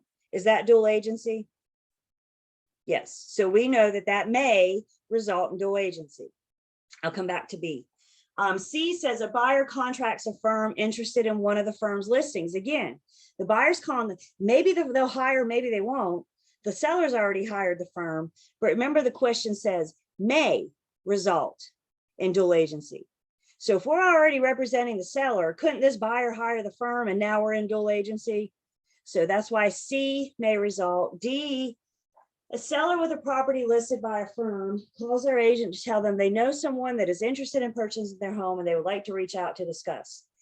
If that conversation turns into an agency and the buyer hires and buys, couldn't that turn into a dual agency situation? I don't know if it will or not. That's why the question says may result in dual agency. So B says a listing agent that writes up an offer, I got a listing agent for a buyer that is not working with another broker and they do not desire representation. This buyer is going to be a customer. I don't want to hire you. I don't want representation. I don't want a broker. I just want you. I want to ride coach on your plane. I want you to get me through this transaction, but I don't need the same level of service as what one would require in first class. You guys see what we're saying? So because they want to ride and coach, because they want to be a customer, we're not going to have a dual agency situation. One firm, one transaction, 2 clients. Julie, why would a buyer want to be a customer? I know, right? I think most buyers want to be hired. I think some buyers want to hire an agent. I think some, like for example, a first-time home buyer absolutely should be. There should be a requirement out there that a first-time home buyer should hire a broker, but that's not a licensed law or commission rule, so it's up to them. Why would they not? I think there's several reasons. One reason why they may choose to be a customer is because they don't want to do dual agency, but they're interested in this home. So if they come to your open house and they want to buy this house, but they don't want to be a dual agent, then their other choice is just to remain a customer, right? Just don't hire me and let me get you through. I've had buyer customers before. They were investors. Buyers that do this 10, 20 times a year, they just need you to get them in the front door. They don't need you. They don't need your opinion. They do this more than some agents do, right? So they may not need representation. That is probably the best reason why I think buyers would choose. And some investors do work with buyer's agents, but some, I got this, I'm fine. I don't need your representation. Susie, I think another reason, let's be very honest with each other. I think another reason why buyers choose to become customers is because their agents don't know how to explain it to them. And they make them feel like customer is easier for me, so why don't you just do this? And I think this is part of the reason why agency pops up in our continuing education about every 3 to 5 years. So when you guys leave pre and post licensing, you're still going to get agency training. Your firm is still going to offer it. And I think sometimes it comes down to how are we presenting it? Because I think if we're presenting it right, who wouldn't want to hire me? Right? So I think, honestly, I think sometimes it comes down to the agents and the poor presentation. Is that what's in the best interest for the consumer? Absolutely not. But I think, Susie, to your point, the majority of buyers do want to be represented. However, we need to help prepare you guys how to handle in the situations And that's what this conversation is. In the event you're working, if you're working with a buyer customer, you're a seller subagent. The buyer's chosen not to hire you. You got to have a role in this transaction. So if the buyer wants to be your customer, your role is that of a seller subagent. Other questions on this one?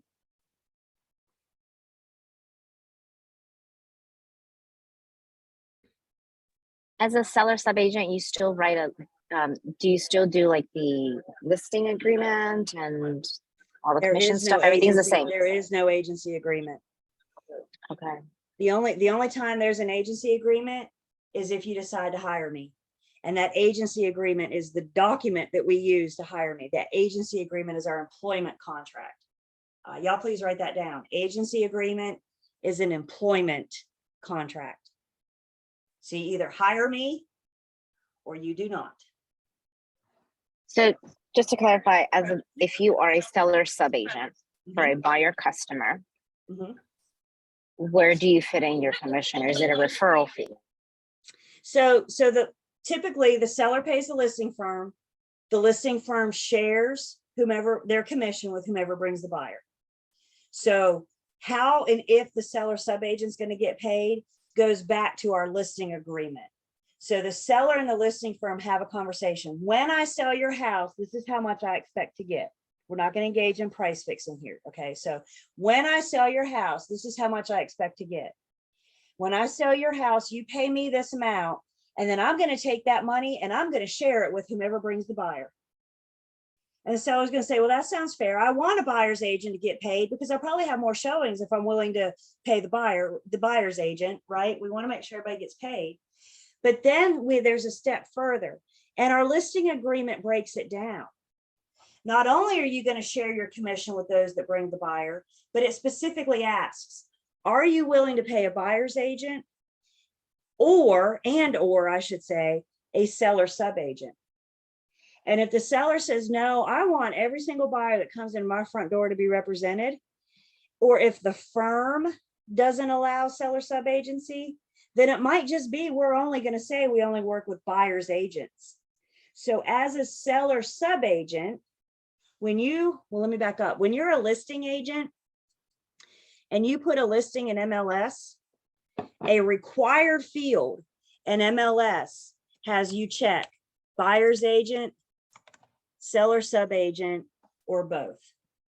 So if the firm or the seller is not going to work, does not work, want to work with a seller subagent, then in MLS, it'll tell you buyer's agents only. So if you're a subagent and you see that, don't show that property because you're not going to get paid. The seller's even said, I don't want you to come in my front door. So we got to pay attention to what MLS says. And when your buyer customer says, that's not fair, but I want to see, well, I guess you should have hired me. I don't know what to tell you. I warned you that this could happen. But you still say, well, I don't need you. I can do it alone. All right. Now you're wanting me. Isn't that funny? Change there, right? Some sellers, some firms may not like working with seller subagents. It's something called vicarious liability. Have you guys ever heard the expression living vicariously through somebody? So with a seller subagent, the firm and the seller could be responsible for their actions because of vicarious liability. And if you open up seller subagency, to example, the entire triad MLS, you don't know all the brokers in the MLS. You don't know if they know what they're doing. And by opening up, by allowing seller subagency, you could be welcoming that vicarious liability. And that's why some firms just say buyer's agent only. You know what? You only can come in here if you're represented. Again, you guys, that's firm policy. And that's an agreement and discussion and a conversation with the seller and the agent of the firm when they're entering into the listing agreement.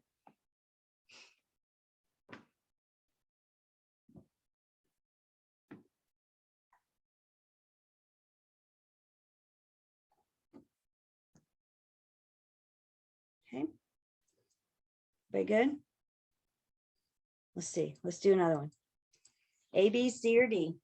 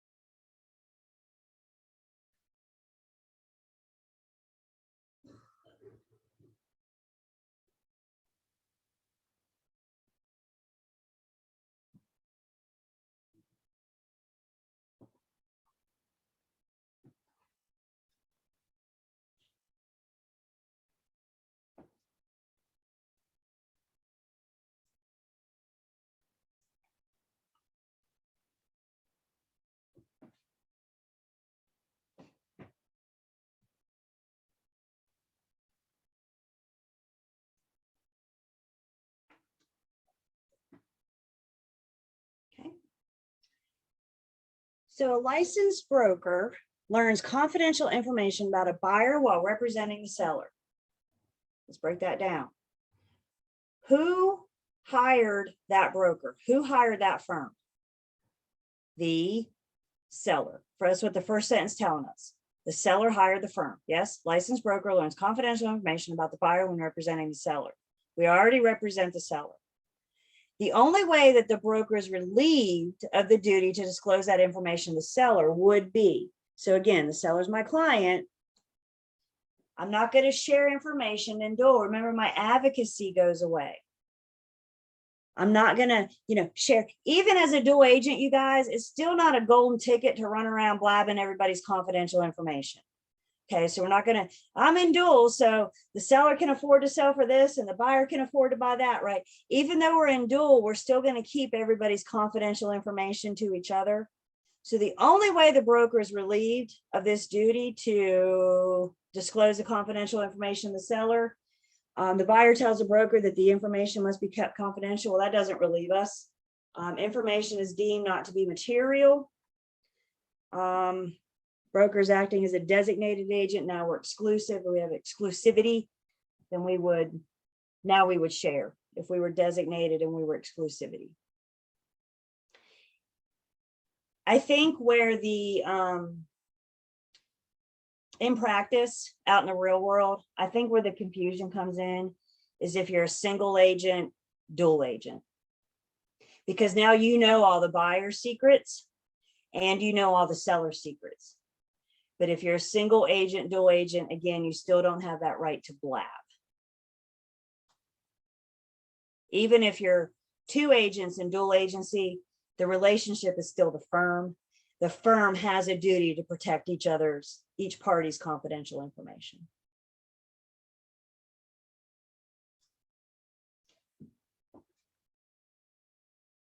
Okay. So let's go ahead and take another break. I just turned 11. So let's come back at 11:10. We're going to switch gears just a bit. We're going to kind of put agency on the side, talk about some other things that I want to make sure that we cover. But I think having a good discussion about agency less than 2 weeks before your test is always, so I hope you guys found that beneficial as well. So moving on from agency, let's take 10. We'll cover some other things when we get back.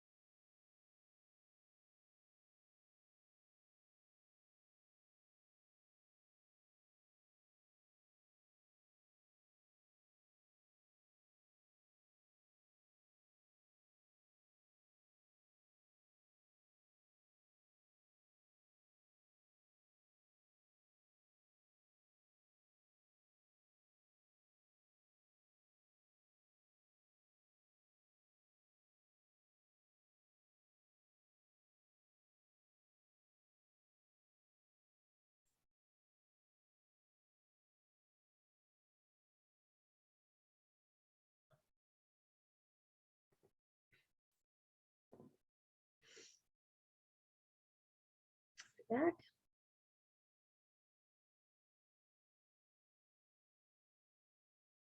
I wanted to just share with you guys too, when I send you the email later today, it'll be early evening, something like that.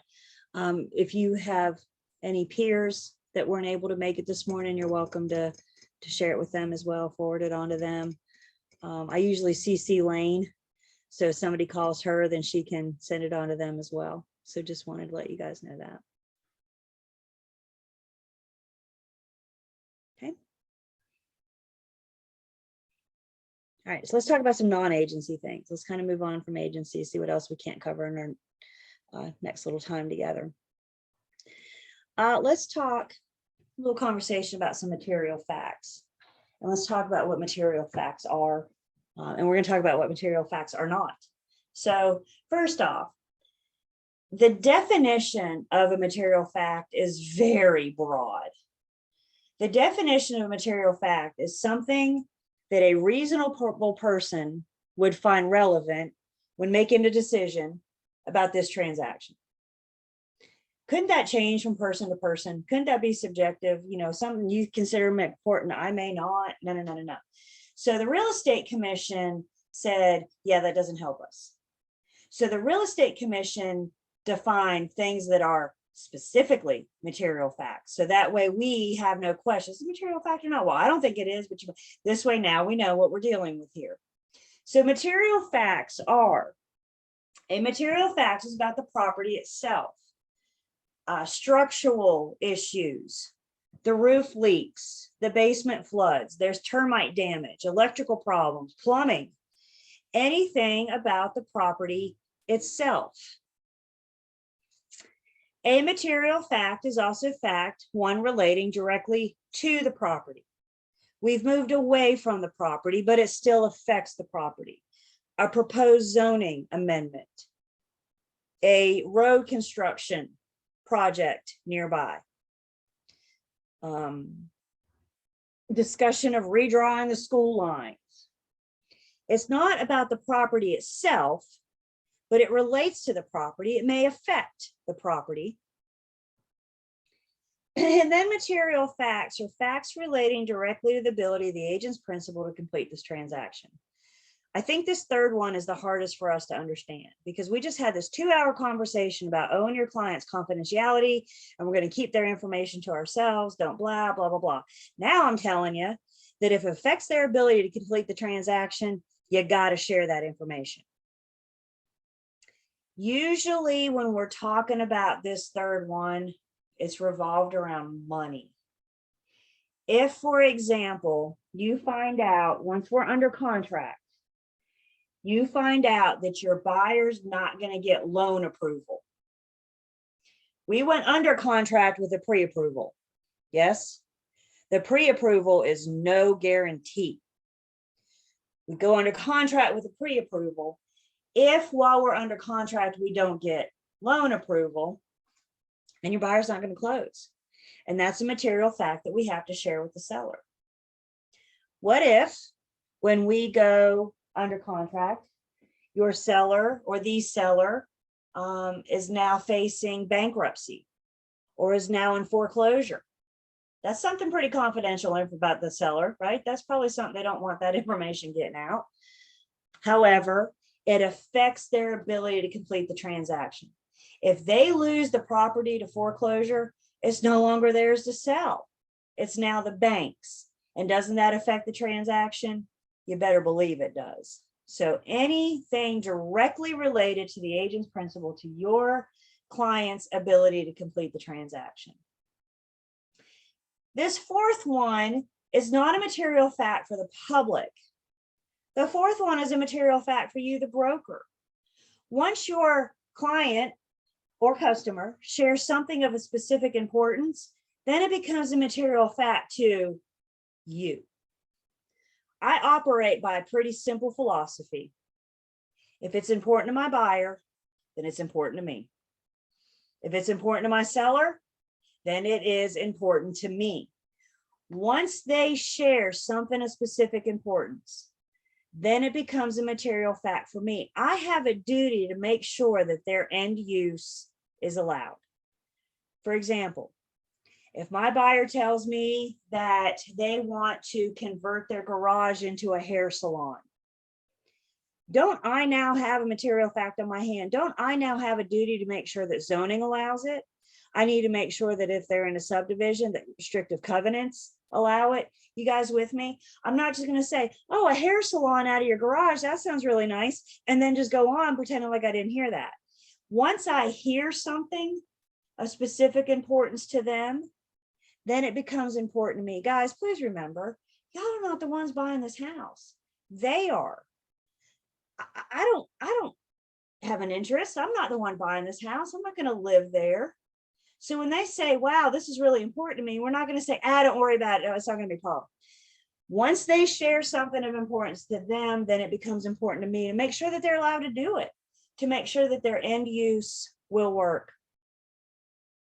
And sometimes, I mean, converting a garage into hair salon is a pretty big deal, right? But sometimes it's, for example, I had buyers once, and she looked me right in the eye. She told me, my dining room table sits 10 at all times, 4 on each side, 2 on the end. I need a dining room big enough with a service for 10, china cabinet, and credenza. Didn't I just now get a material fact on my hand? Now I'm looking at room dimensions and MLS before we ever go see a home to make sure the dining room can hold her furniture. She wasn't going to take the leaf out and have service for 6 or 8. It was important to her to have her formal dining room service for 10 at all times with her credenza and her. So now I got a duty to find her a dining room that fits her furniture. You guys see what I'm saying? It may seem insignificant, but guess what? If it's important to them, then it's important to me. So we looked at room dimensions. Some homes we didn't even go see because I'm like, gosh, this dining room is only like 8 by 10 and you're not going to be able to get that dining room table in there.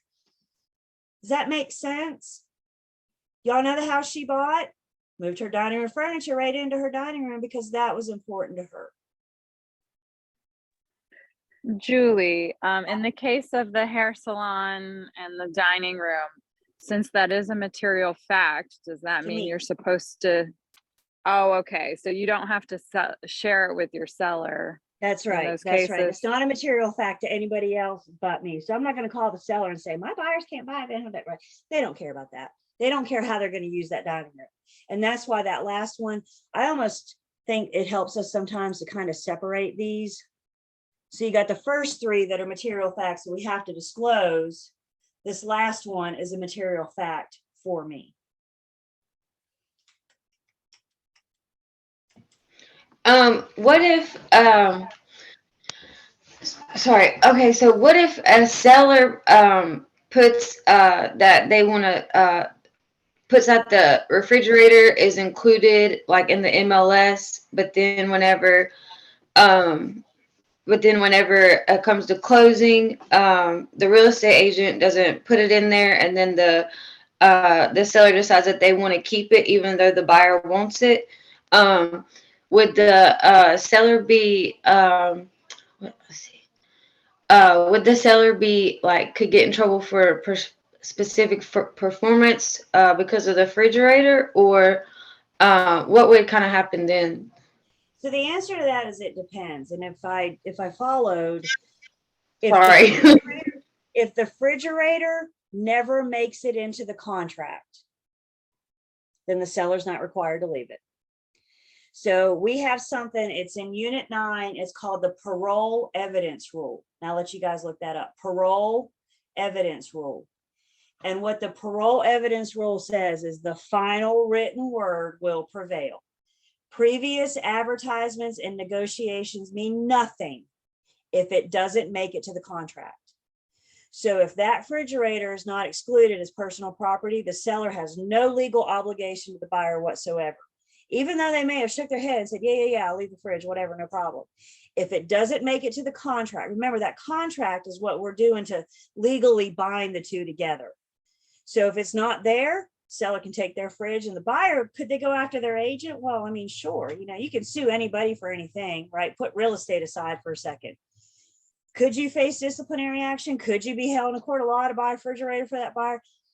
Maybe. I don't know what actions they're going to take. But the judge is going to look at the contract and say the seller had no obligation to leave it because it didn't make it into the contract. Every point agreement needs to wind up in the contract.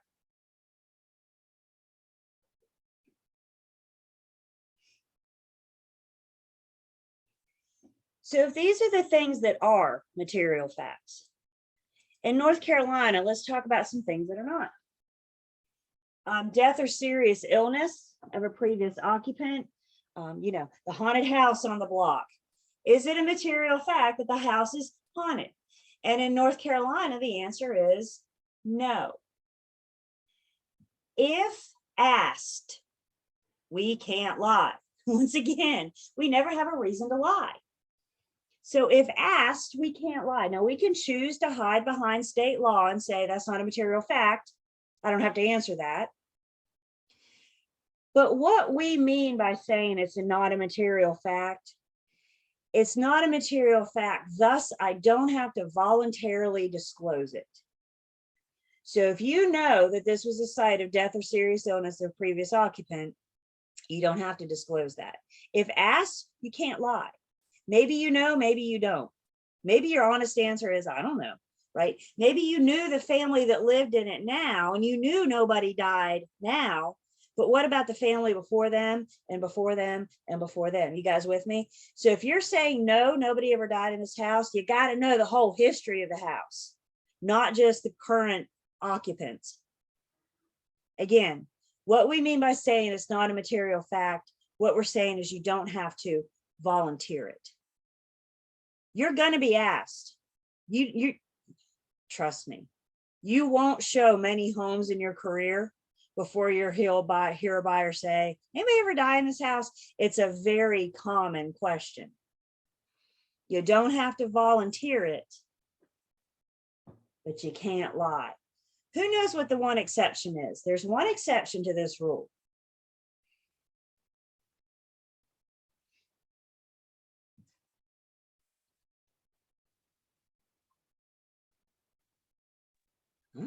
For people who have HIV/AIDS. That's right. If you're ever asked, did anybody ever live in this home that had AIDS or HIV? Your answer is always, federal fair housing prohibits me from answering that. I don't care if you know or not. Could have been your family member, your best friend. I don't care if you know or not. Your answer is always, there's another absolute word there, isn't it?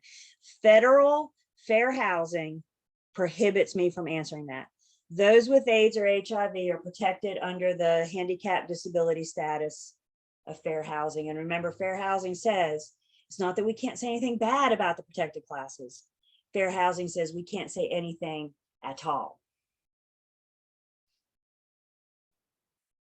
The other thing not considered a material fact in North Carolina is the presence of convicted sex offenders nearby. Again, we don't have to volunteer if there are or are not. I can't lie. When it comes to this one, I'm a huge fan of being the source of the source. So when your buyer or tenant looks at you and says, are there any sex offenders nearby? Instead of you trying to investigate, send them to the North Carolina Sex Offender Registry website. Let them look it up. And guys, there's a couple things that we need to caution our buyers and tenants about. First off, this word says convicted. Convicted means they've been caught and charged. Unfortunately, not all sex offenders have been caught yet, have they? So when you say, no, there's no sex offenders nearby, you just made a statement. It could be that they haven't been caught yet. You guys with me? So make sure we understand we're paying attention to that word convicted. They're only going to be on the sex offender registry website if they've been convicted, if they've been charged. I think the other thing we need to caution our buyers and tenants, you may not have a convicted sex offender that lives nearby today, but that doesn't mean one can't move in tomorrow. All they're required to do per Megan's law is have a current address. Sex offenders can and do move. So I would just be very careful how you answer that. Don't make any definite, nuh-uh. Just be very careful. And when it comes to that, I'm a huge fan of being the source of the source and sending them to the place to let them do their own investigations.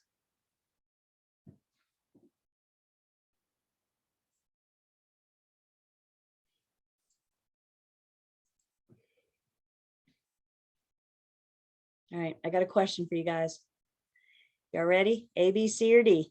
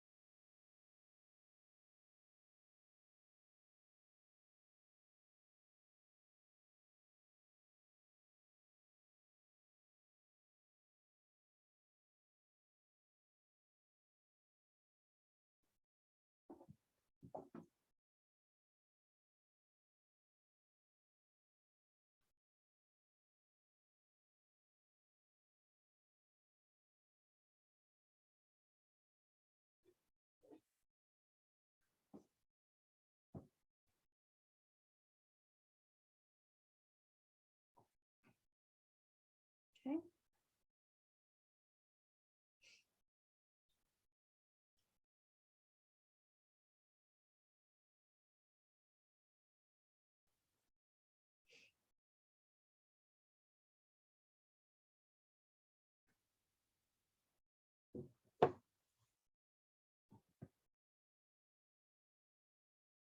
Okay, so let's talk about this one. Let's see what we got here.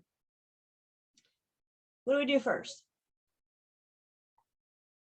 Just read. Just read. Breathe and read. Read and breathe. See how those rhyme? Remember to do both during your test. So first we just read. An agent working as a seller subagent with a buyer discovers that there's a defect with a septic system in a house that the buyer has under contract to purchase. Should the agent inform their buyer customer to the defect? Just by simple yes or no, I can, if I answer that question yes or no, I can eliminate two choices right away, right? Do I have to disclose the defect? Do I have to disclose a material fact? Yes. Does it matter if you're my client or my customer? No. Does it matter who I am? No. We always have a reason to disclose. We always have to disclose material facts, buyer or client and customer. Can I say that again, please? That was horrible. We always disclose material facts to everybody, client and customer. So when you read this, do I have to disclose? You don't even have to read the rest of the question. Do you have to disclose material facts? Yes. So right away, we just ruled out two answer choices. You don't have to read A and B if you don't want to. When you are doing these test questions, if you can eliminate, the more you can eliminate, the better chance you got it right. Before we eliminated, you have a 25% chance, right? I just eliminated two, and now you're down to a 50-50 chance. Which one do you want to go on Vegas? 25 odds or 50% odds? You want to go with me to Vegas this weekend? You want to go on 50% odds or 25%? You guys with me? So we've upped our odds. We've got better Vegas odds at this point. So do we have to disclose material facts? Yes, because this is something that has to be disclosed. It has nothing to do with who the buyer is or what my obligation, da, da, da. I always have a duty to disclose material facts.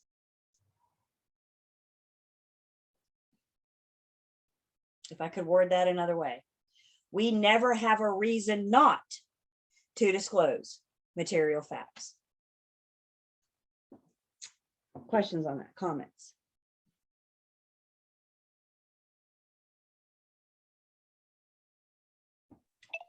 Unless, like you said, it's only material to you. unless it's material to me, or it's something about their ability to complete the transaction. So we talked about if they can't, get loan approval, right? I mean, I still have to disclose that material fact, but I apologize. I was going back to my confidentiality. But to answer your question, yes, only if it's material to me.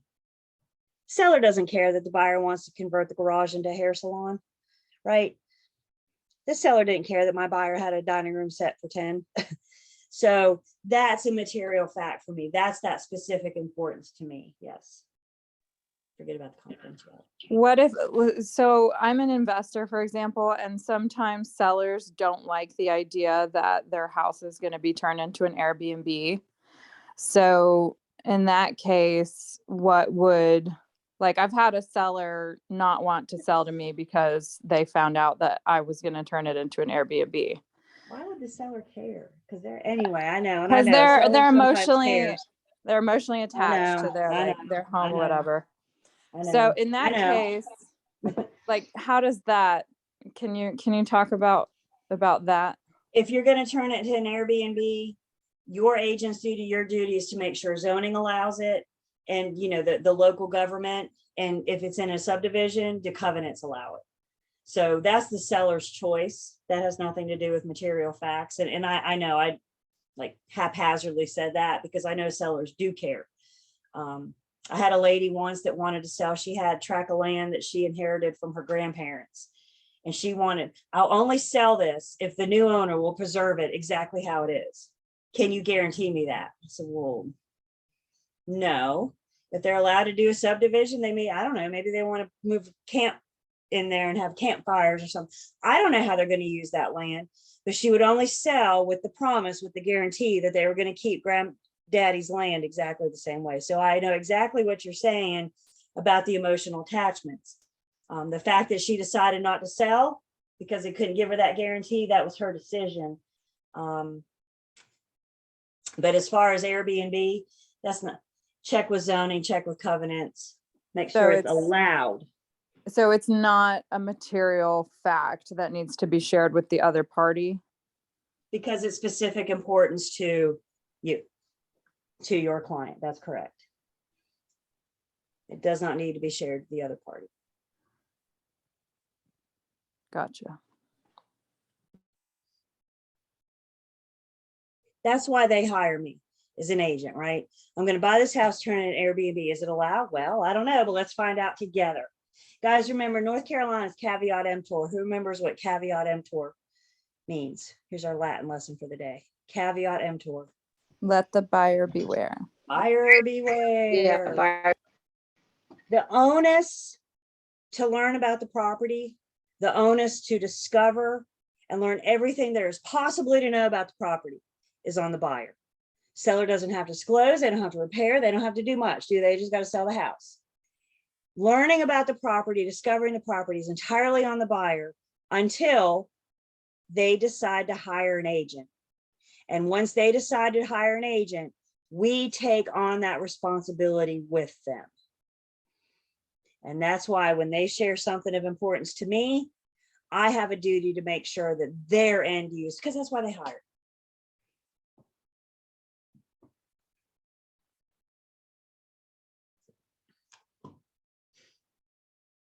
Okay. Let's talk a little bit about our sales contracts. Units 9 and 10, I think when we first joined this morning, we were talking about the important units to focus on. I'm a big believer if you spend not all of your study time, but some of your study time on units 7, 8, 9, and 10. Agency is 7 and 8, contracts are 9 and 10. So 9 and 10 are your contract units. Specifically in unit 10, we get into our standard offer to purchase and contract, standard form 2T. There are other contracts. We have one for vacant lot and land, for example. We have one for new construction, but I think kind of the star of unit 10 is 2T. Any form that we have, all of our standard forms, agency agreements, contract, addenda, amendment, most of our pre-printed forms come to us through a joint effort from the North Carolina Association of Realtors, which is the state level of the National Association of Realtors. So once you join NAR and you become a realtor, Then you're into the state level, the North Carolina Association of Realtors, or NCAR, as we call it. They join forces with attorneys, the North Carolina Bar Association, and they created the forms that we're allowed to use, the pre-printed forms that we're allowed to use. All of the legal jargon has been taken care of for us. Our job now with these pre-printed forms is to fill in the blank. What's the purchase price, due diligence, earnest money, dates, home warranty, all that stuff. Our job is simply to fill in the blanks. I think a problem topic in pre-licensing, because we spend so much time, or our time, talking about these standard forms, the NCAR forms, I think sometimes we get it in our heads that these are the only forms that we're allowed to use. And the truth is, we can use any pre-printed form. It doesn't have to be an NCAR form. We can use any pre-printed form as long as it was drafted by an attorney. Even if you're not using an NCAR form, I can still use an attorney drafted contract. For example, it's not uncommon for builders to have their own contract. So am I allowed to use it? Sure, as long as it was drafted by an attorney. So it's just that these standard forms that we look at, the NCAR forms, are the most common. They're the most popular. But please don't get stuck that that's all we can use, okay? And no matter who drafts it, attorney or party drafted, my job is only to fill in the blanks. I cannot draft verbiage. I can't add, delete provisions because I'm not an attorney, unless you are. Is anybody an attorney on this call? Yeah, I've never, ever had one in pre-licensing. I would love to get an attorney in pre-licensing, but it's never happened for me.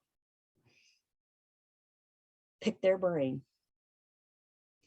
So any sales contract that we use, again, I can't draft.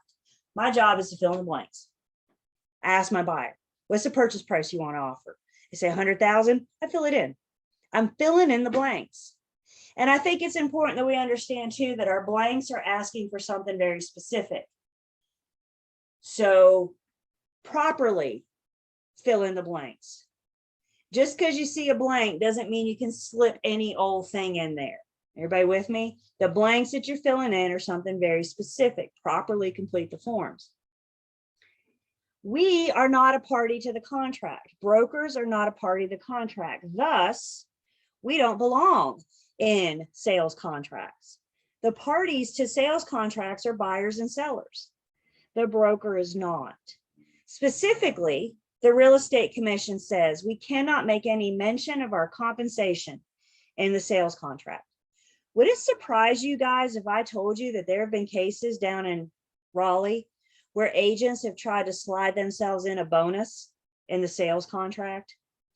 Nothing surprises you anymore, does it? So the commission specifically says we cannot mention anything about commission, compensation, bonuses, rebates, referrals, nothing about our money in the contract. Where do we discuss our money? What form do we use to agree on our money? Listing agreement. And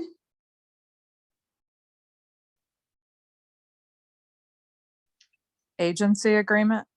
our agency agreements, both listing and buyer's agency, discuss compensation. Did y'all write that down earlier? Agency agreements are employment contracts. So yes, typically the seller pays the firm shares their commission with whomever brings the buyer.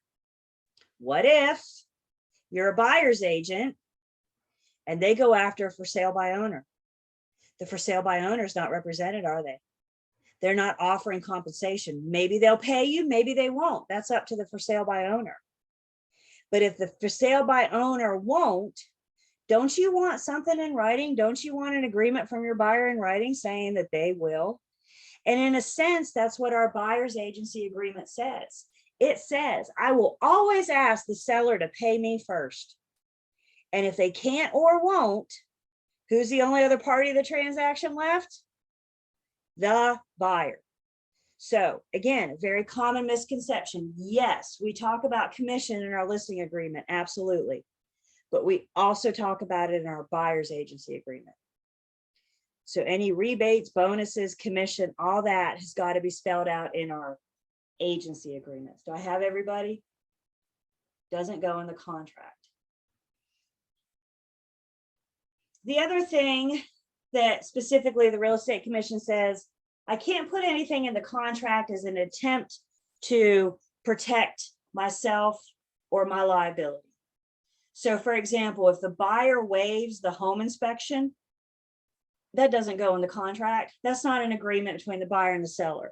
So I can't slip something in there. Well, the buyer's going to waive the home inspection, and when they find problems after they close them, they're going to try to sue me. So I'm going to put something in here that says the buyer waives the home inspection, so they can't come back after me in a court of law.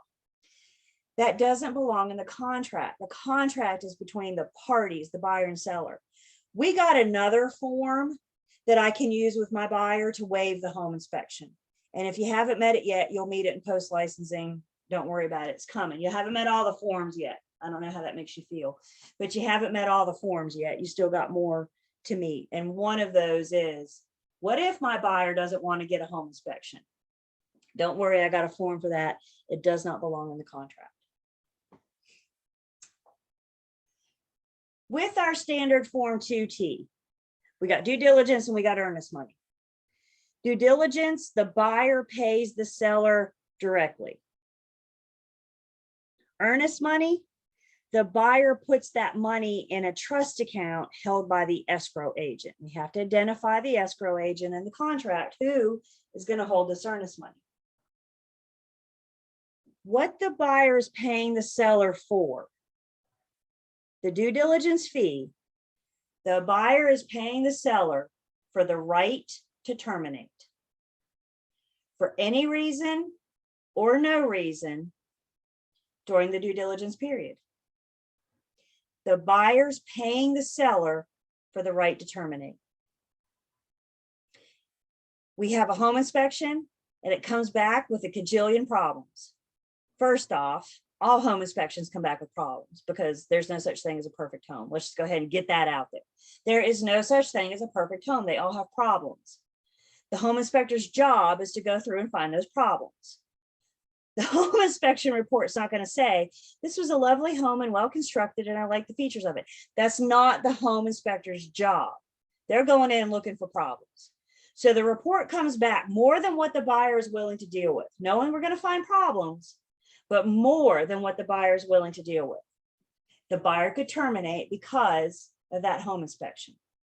Y'all, the buyer could literally wake up tomorrow and say, nah, I don't want to buy that house. The buyer paid the seller for the right to terminate for any reason or no reason. If the buyer terminates within due diligence, the seller's going to keep the due diligence fee. That's what the buyer paid for. The seller will keep the due diligence fee. The buyer will get their earnest money back. If we terminate after due diligence, now the buyer's in breach and they will suffer the consequences of breach of per in the contract, and the seller will still keep the due diligence fee, but now the seller will get the earnest money deposit. Due diligence and earnest money are the seller's contract remedies in the event of the buyer breach. Buyer's not considered in breach until after their window, their right to terminate for any reason or no reason, has closed. Due diligence is a drop dead date and time. Time is of the essence. Today is September 24th. If our due diligence is up at 5 p.m. today, that means our buyer has until 5 p.m. today to terminate and get their earnest money back. If they terminate at 5:01 today, they're in breach and they've lost their earnest money. Drop dead date and time. It's not 5-ish, it is 5:00 p.m. Questions, due diligence, earnest money. By the way, both amounts are completely negotiable. There's no formula. You know, if the purchase price is this, we're going to take a percentage. No, there is no formula. The real estate commission is They tried to be helpful when explaining due diligence and earnest money. You know what the Real Estate Commission tells us about due diligence and earnest money? Those negotiated amounts are whatever the buyer is willing to offer and the seller is willing to accept. So how much is due diligence? Whatever the buyer is willing to offer and the seller is willing to accept. If the buyer offers 0 and the seller accepts 0, has a legally binding contract been formed? Yes. With how much? 0. Whatever the buyer is willing to offer and the seller is willing to accept. G, thanks. These amounts change by market. We went through a period last year, 2 years ago, due diligence fees, earnest monies. Y'all, I saw some with 5 digits. 5-digit money. The buyer was willing to offer it. The seller was willing to accept it. I think as we start coming out of this crazy market we were in, we're starting to see signs of coming out. We're going to start seeing due diligence and earnest monies come down a little bit too. Question comes in, a buyer would never, all cap, get the due diligence money back in any case. The only time that a buyer may get their due diligence back is in the event of the seller's breach. If the seller breaches, then, and if they're not willing to sit down and write a check, then the buyer can sue. They can get due diligence. They can get the earnest money released. They can go after the seller for due diligence costs. So if the seller breaches and the buyer's already had the home inspection done, they could go after the seller for the cost of that home inspection. So no, there's not gonna never be a case that the buyer can't get it back. But the rare time of the seller breach would be one example. Julie, I thought if the buyer walked away during the due diligence period that they would get everything back. Was I wrong? Yes. Okay. That's what the buyer paid the seller for, is that right to terminate. And because they terminate within due diligence, they have exercised their right to terminate. The seller's going to keep that due diligence fee. In other words, you guys, the seller can't sue the buyer for terminating within due diligence because the buyer paid for that right.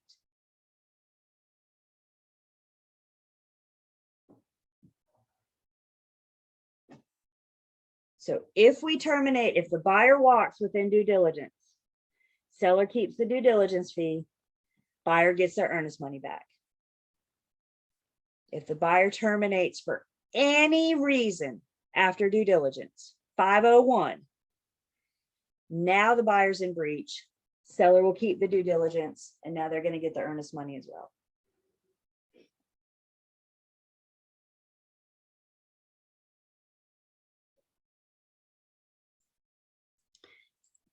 With their contracts, any changes to an offer is a rejection. Rejection of the original offer creates a counter offer. Counter offer is a rejection with a but. I'm good with all the terms, but the purchase price and the closing day. So we're saying we're agreeing on the due diligence amount, the earnest money, but I'm going to counter your offer.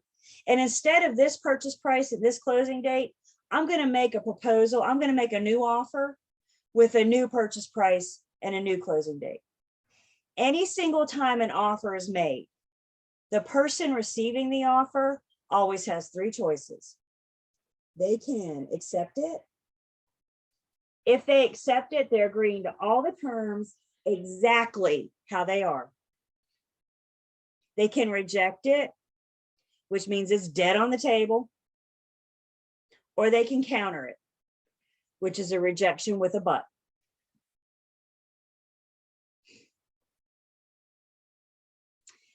When it comes to negotiating offers, communicating with the agent is the same thing as communicating directly with their principal. So once you tell me that once we say, I call you and I say, my guys have accepted your offer, you just might as well be talking directly to your client. When it comes to forming a contract, negotiating, whatever you tell the agent is the same as telling their principal We have a duty to deliver, first off, let's make sure we're good on this. We have a duty to deliver all offers to our sellers, all of them, each and every single offer, even the lowball offer that's going to make them mad.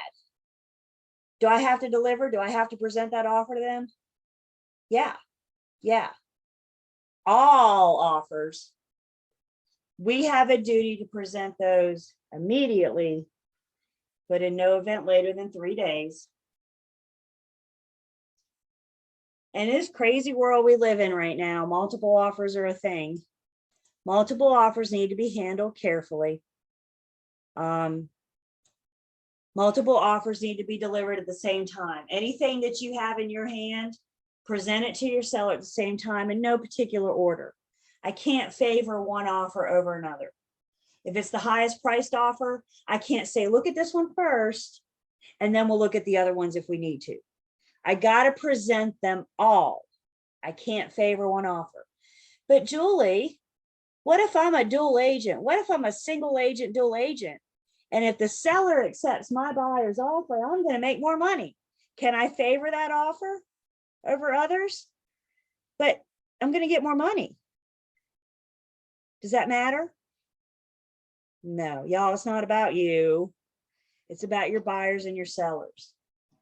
So if you're a single agent, dual agent, if you're a dual agent, another agent in your firm, we still can't favor that offer over others. It's the seller that needs to decide. Now, can I help the seller decipher the terms of the offers? Of course, that's why they hired me. As of July of this year, our offer to purchase and contract is up to 16 pages. And if you're presenting a 16-page offer and you have 20 of those, you've just given your seller 320 pieces of paper, 320 pages. And you're going to say, decide which one you want to accept. Let me know. Guys, we can still help them interpret those 320 pages. That's why they have us, right? Don't leave them hung out there to dry. But we're not going to say, this one's better, go with this one, this one. Everybody with me? No particular order. Don't favor one offer over the other. So let's talk about contract formation. There's this magic moment in time when it goes from being an offer to a contract. So when we talk about forming a contract, I draw what I refer to as the line. I had my agency wall a few minutes ago, right? Now I got the contract formation line.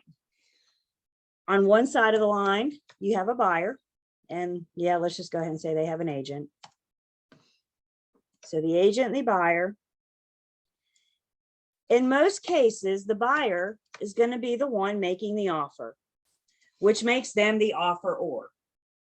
So on the communicating of an offer line, on one side, you have the buyer with their agent. The buyer's the offeror. They're the giver of the offer. On the other side of the line, you have the agent and their seller. The seller being the offeree. They are the receivee of the offer. So an offer is made.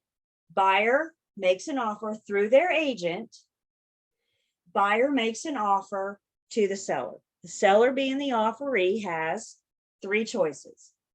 They can accept it, reject it, or counter.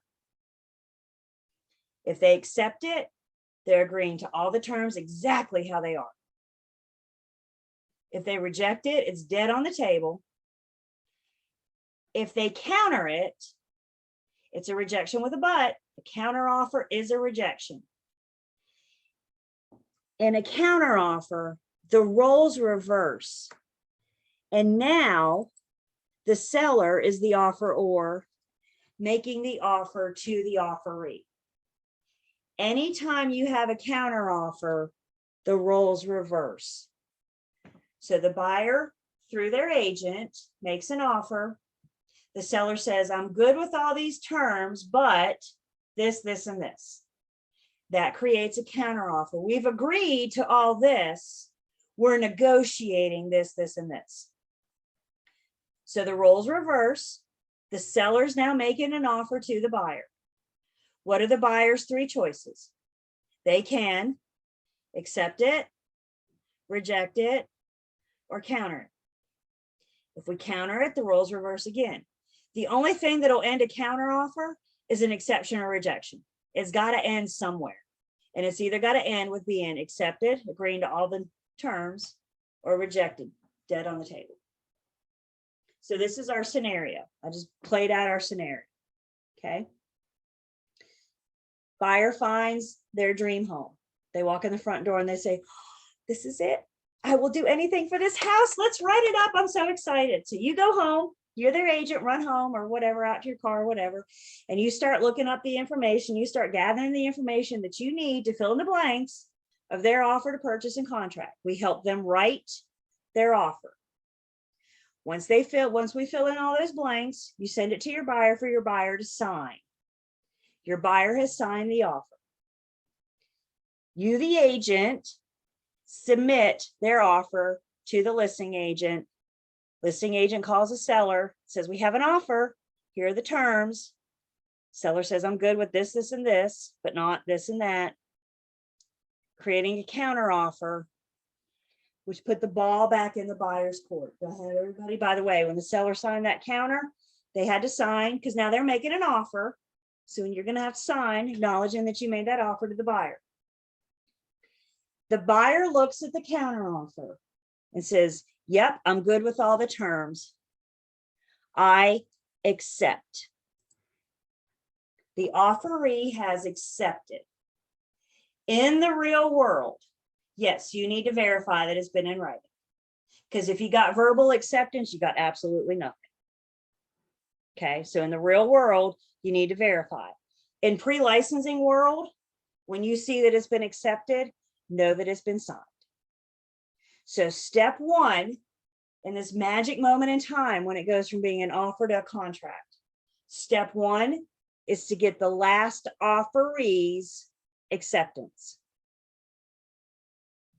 The last offeree's acceptance, one of their three choices, accept it, reject it, or counter it. We got to get their acceptance.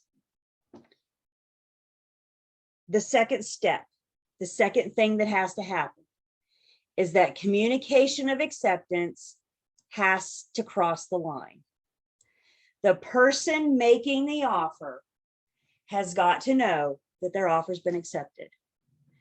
So your buyer accepts. We know that it's been signed. They call you, their agent, and they say, I've accepted. When they call you, has that communication crossed the line? No. No, you're standing on the same side of the line with your buyer, aren't you? So when they call you, it's like looking in the mirror and saying, I've accepted. You're talking to the same person. So then the buyer's agent calls the listing agent and says, my guys have accepted.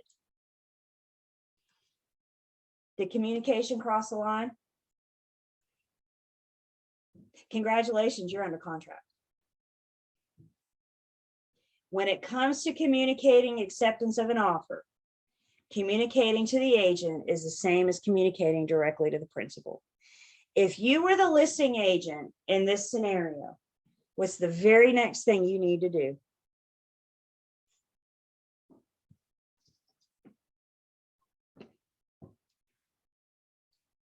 You're the listing agent, you get a call from a buyer's agent that says, my guys have accepted. It's the very next thing you need to do. Tell your client. Yeah, call your sellers, tell them the good news. And when you call it, you're not saying, are you guys sure you still want this?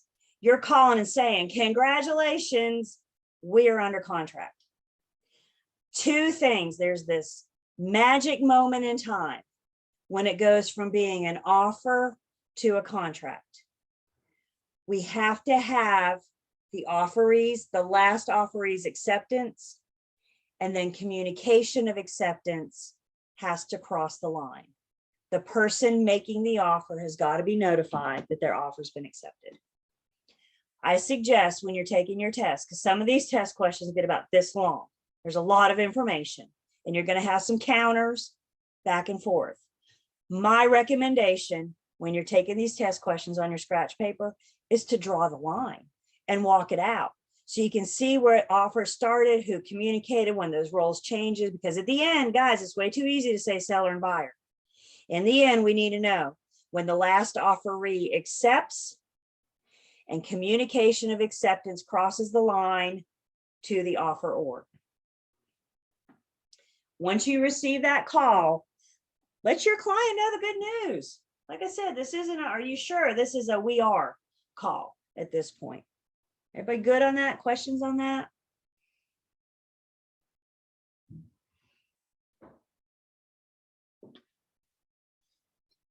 The other thing I want to say, when it comes to communication crossing the line, I only need it to cross the line one time. So you may see practice test questions that says that the buyer's agent sent the listing agent a text and then they followed it up with a voicemail. What's the form of communication that put us under contract? When did the text? It's the first form of communication. Anything after that is just me making sure you got my text message. The text message was the first form of communication. The text message was the first thing that crossed the line. That's what put us under contract. As soon as I get back to my office, I'll email you the signed contract. But right now, I'm just shooting you a text saying, my guys have accepted. Everybody with me? We just need communication across the line one time. Everything else is a follow-up.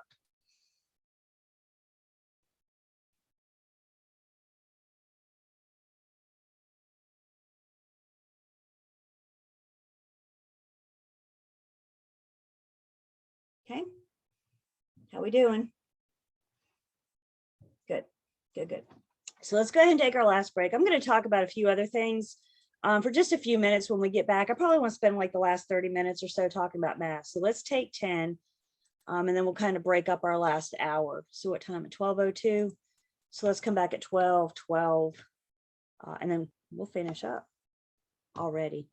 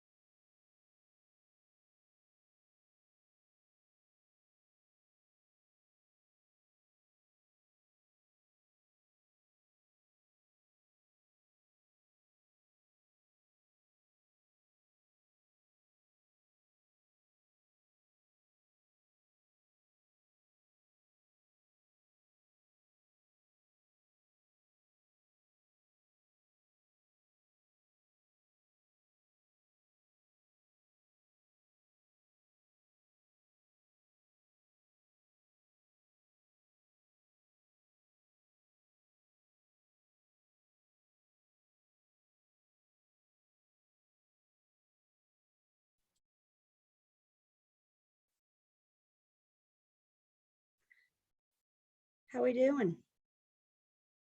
You guys with me for the next, what, 45 minutes? It's amazing me how fast, it goes by fast for me. I guess I shouldn't speak for y'all, but it goes by fast for me.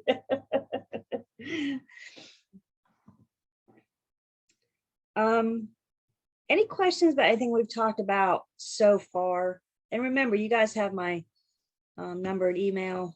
If you don't remember, just Nancy or Lane know how to get in touch with me as well. So, and I'll be sending you guys that email this afternoon. Well, let's say early evening, with the recording and everything. Room for error and glitches. If you don't hear from me by breakfast tomorrow morning, by the time you get up tomorrow morning, then just reach out to me.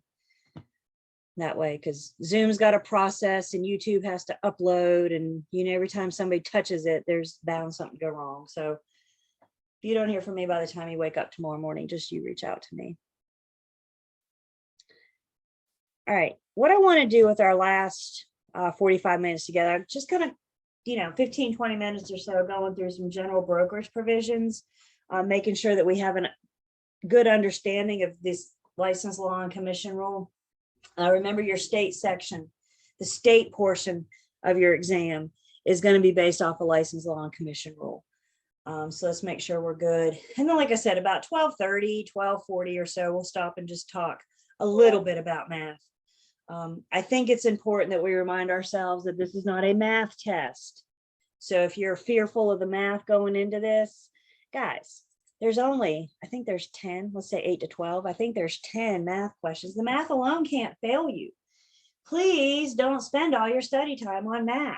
I think you should try to study the math, but I don't think you should spend all your time on it. So I got a general brokerage provision from the Real Estate Commission that addresses if you change your name or address. And what this rule says is that we are responsible for notifying the Real Estate Commission of a change of a name or your address within how many days?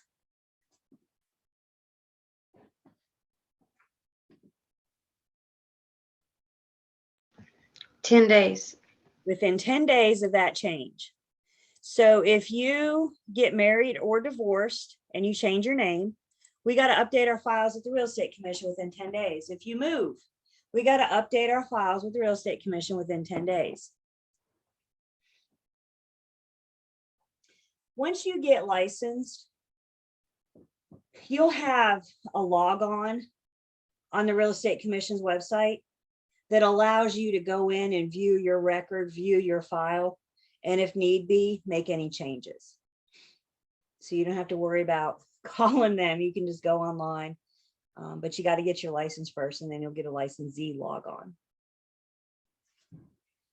There's also a brokerage provision about reporting criminal convictions.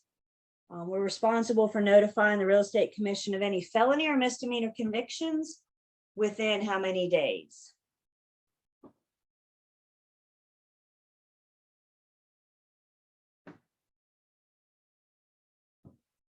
I think it's 60. I think you're right. Please note that word says conviction.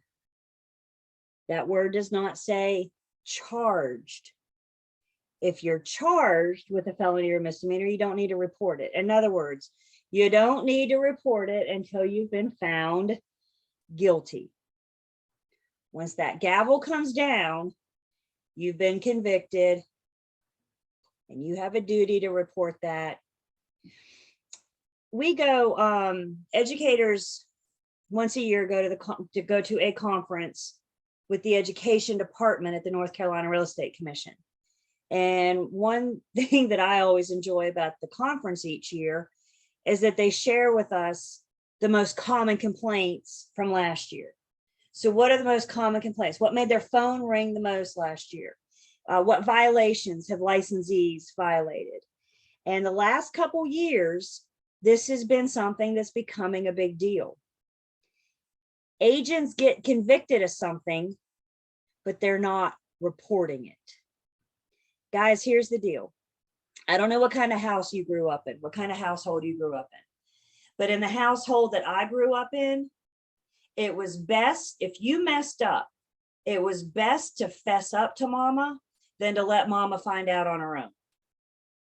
Anybody else grow up in a similar house? Better to tell mama you did wrong. Better to tell mama you messed up than let mama find out. Mama did not like finding out on her own. Let's think of the real estate commission as mama. If you get yourself convicted, you've got to tell them. Are you going to get disciplined? I don't know. I'm not the real estate commission. I can't answer that. You've got to report it. I don't know what's going to happen after that. What I do know is if they find out on their own, you will get in trouble for failure to report it. To have everybody, don't let them find out. Fess up 60 days within the conviction. By the way, if any of you have another occupational license, so maybe you're a CPA or CNA, you may be licensed in another state. I'm not talking about your driver's license here, but if you have another occupational license and you get a disciplinary action with that occupational license, you got to report that to the commission within 60 days as well.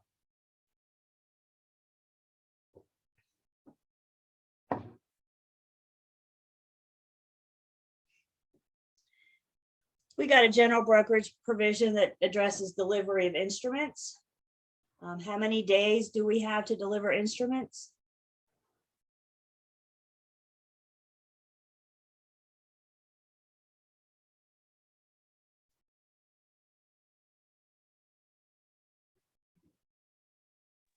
Is that like the brochure, the disclosure brochure? That's 3 days. That's a good question.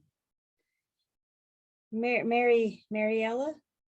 No, I didn't do it right, did I? It's Merrily. Mary Lee, sorry. Short-term memory here. Okay, so first off, the question I'm hearing is, Julie, what the heck is an instrument? So let's break that down. An instrument is just any document related to this transaction. It starts with our agency and disclosure and agreements. Hopefully it goes on to contract paperwork, and hopefully eventually it becomes closing. Anything related to this transaction that the party signs is something we need to deliver to them. That's what we're referring to as instrument, a document. If you were buying a house, wouldn't you want a copy of the stuff that you signed? I mean, that just makes good sense. So what this rule says is, once these instruments have been executed, once they've been signed, we have a rule that says how long we have to get that signed copy into our client and customer's hands. They deserve a copy of it. So when we're talking about instrument, are we talking about disclosure? And agency agreements and contracts and closing and everything else in between. How many days from execution do we have to deliver these instruments? And I'm seeing fingers go up. 3 days from execution. Guys, this is where a lot of agents go wrong. You may think it's just easier to wait until the end of the transaction and send everything all at once, right? Send it in a nice, neat little package. Here's everything that we did together. Here you go. What is the commission rule that says? It says delivery of instruments within 3 days of execution. They sign that agency agreement. We send an email with a PDF saying attached is our signed agency agreement. I look forward to working with you. Have a nice day. Please note the rule says I have to deliver it. Do I care what they do with it when they receive it? My job is to get it in their hands. Do they want to throw it away? Do they want to delete it? Doesn't matter to me. My job is to deliver it, and I have to do so within 3 days of execution, 3 days of everybody signing. Do I have any questions on that?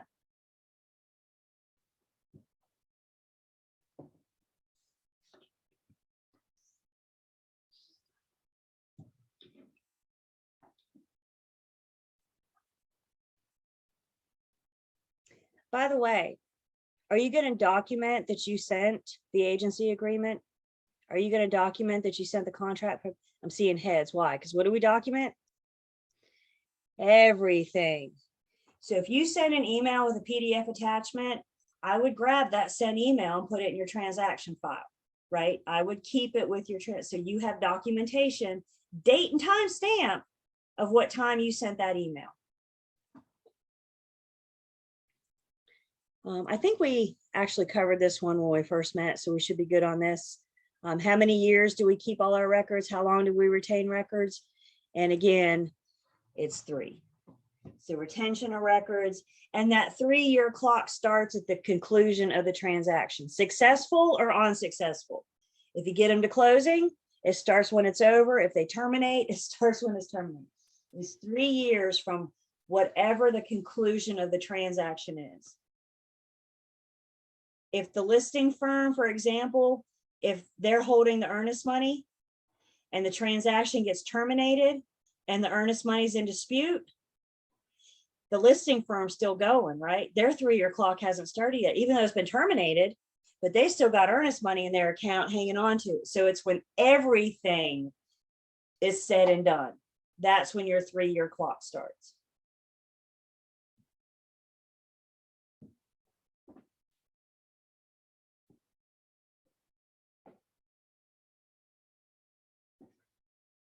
We got a commission rule that addresses advertising.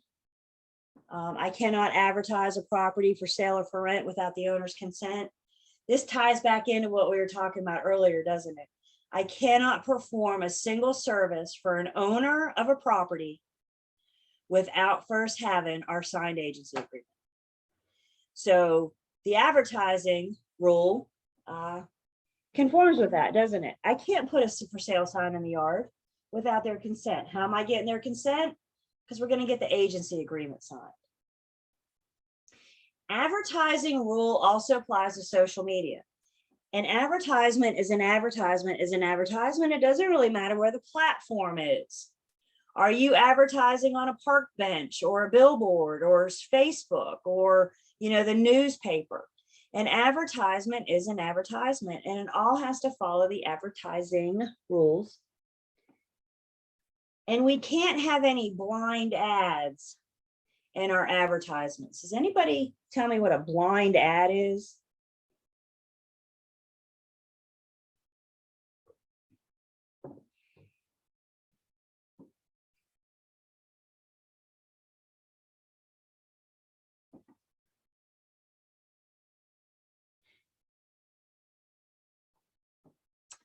Let me ask you guys another question. Whose listing is it? Whose listing is it? Is it the individual broker's listing? Is it? Sellers. Not the seller. It's the seller's home to sell. But who is that agency agreement with? It's with the Firm. seller and, I'm sorry? The seller and who? The firm. The seller and the firm. It's not with the individual agent, is it, right? So whose listing is it? It's the firm's listing. So what would a blind ad be? A blind ad would be one that doesn't mention the firm. We've got to, because it's their listing. Of course, you're going to put your name in it. Doy, you want everybody to call you, right?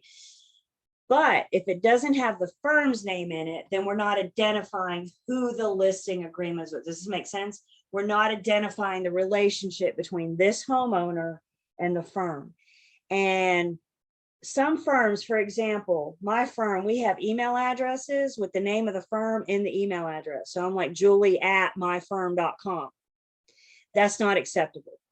Mentioning the firm's name in an email address or a website, we actually need to say the name of the firm. Everybody with me? Failure to do that means you have a blind ad. We can't have blind ads. Questions on that?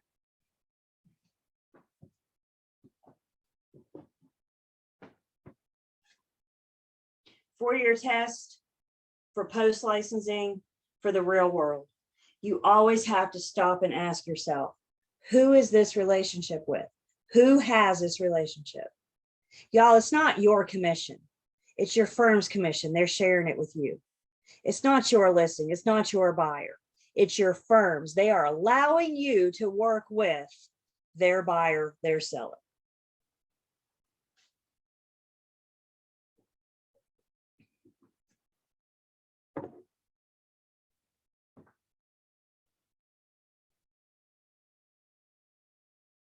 Okay. I'm going to skip ahead just a bit. Again, I'm sending you guys my PowerPoint, so you'll have all this and the little quizzes and everything. But I do want to, blah, blah, blah. You'll get all this today. Trust account stuff, good stuff. Timeshare, 55510. Okay. So let's spend our last 30 minutes or so on the math. Couple different things I like. Okay, this is where I shine. I love math. Some of you, when I say math, it's a 4-letter word that you don't think I should say out loud in public. Other you right there with me. Again, if math is your thing, then use it to help you get those points. If it's not, just focus on some of the math. Maybe you just focus on commission problems, or how much does my buyer have to bring to closing. If math isn't your thing, don't spend all your study time on it. You can miss every single math question and still pass these tests. So that's what we mean by the math alone can't fail you. However, if you can use some of the math to help you get some points, then by all means, use that to your advantage. So many reasons that I like math, but one thing I like is that everybody's brain sees math differently. If you get the right answer, I really don't care how you got there. Your goal is to get to the right answer. Here's the good news. Both of your exams are multiple choice. Your end of class exam and your state exam are multiple choice. So A, B, C, or D. You don't have to fill in the blank. It's not true or false. It's not an essay test. A, B, C, or D. And that does include the math. You don't have to show me your work. I don't care how you get to A, B, C, or D. Just tell me A, B, C, or D. I think we all see it differently. We all solve it. Did anybody else ever in high school get popped for not doing the problem the same way your teacher did? Oh, you got the same answer, but they deducted points because you didn't show us that. Oh, that drove me nuts. Well, we're past that, you guys. We don't have to worry about it. All you got to do is show me A, B, C, or D. So far, so good. Even if you guess right, if you have no idea, put down B or whatever your favorite letter is. Guess it right, you're still going to get it. A, B, C, or D. When it comes to pre-licensing math, I'm a very big believer in something called the T-bar. I think if we can get the T-bar, we can get a good chunk of this math. So if you guys want to take just a couple minutes and jot this down, and then we're going to talk about what it means.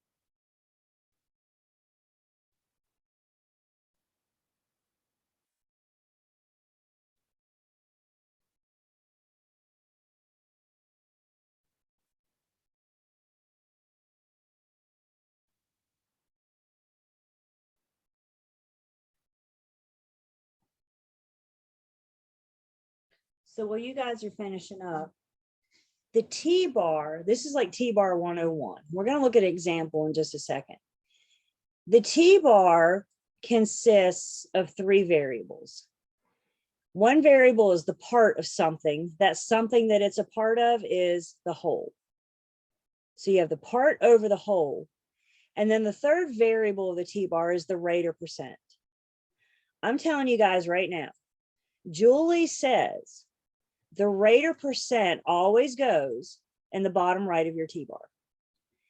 And when you're reading a math problem and you see the word rate or percent, more often than not, you can use a T-bar. The T-bar actually gives me 3 different formulas. This back forth line right here, my east-west line, if you will, means divide. This up-down line, or my north-south line, means multiply. So when I look at the T-bar, I can only have one unknown. I can only solve for one X at a time, right? When I look at the T-bar, I know two variables and I'm solving for one. And what the T-bar does is actually give me three different formulas. It tells me in order to solve for the percent, I take the part and divide it by the whole. In order to solve for the whole, I take the part and divide it by the percent. If I'm solving for the part, I take the whole times the percent. That's T-bar 101. The majority of the time, I'll tell you the exception in just a second. The majority of the time, the smaller number is going to be the part. So when you're dealing with two variables, for example, let's pretend that you're solving commission. Julie says the commission rate or percent goes in the bottom right. Don't sit there and wonder that. Where's the percent go? Where's the percent go? Julie's telling you right now, the rate or percent always goes in the bottom right. The other two variables left in commission math is commission and sales price. Don't we get a percentage of the sales price? So let me ask you, when it comes to the other two variables, commission and sales price, which one is smaller? Is commission or sales price smaller? Commission. Unfortunately, it's our commission, isn't it? So when let's pretend that I spelled that right. C-O-M-M-I. I do math, I don't do spelling, by the way. So the commission is going to be the smaller number. It's going to be the part, with the sales price, unfortunately for our sake, being the whole. Unit 3, you guys did tax math. Your two variables, you have the tax rate, which we know goes in the bottom right. Your other two variables are the annual tax bill and the assessed value, the tax assessed value.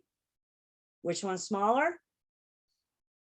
It better be the annual tax bill. You better not be paying as much taxes as what the home is worth.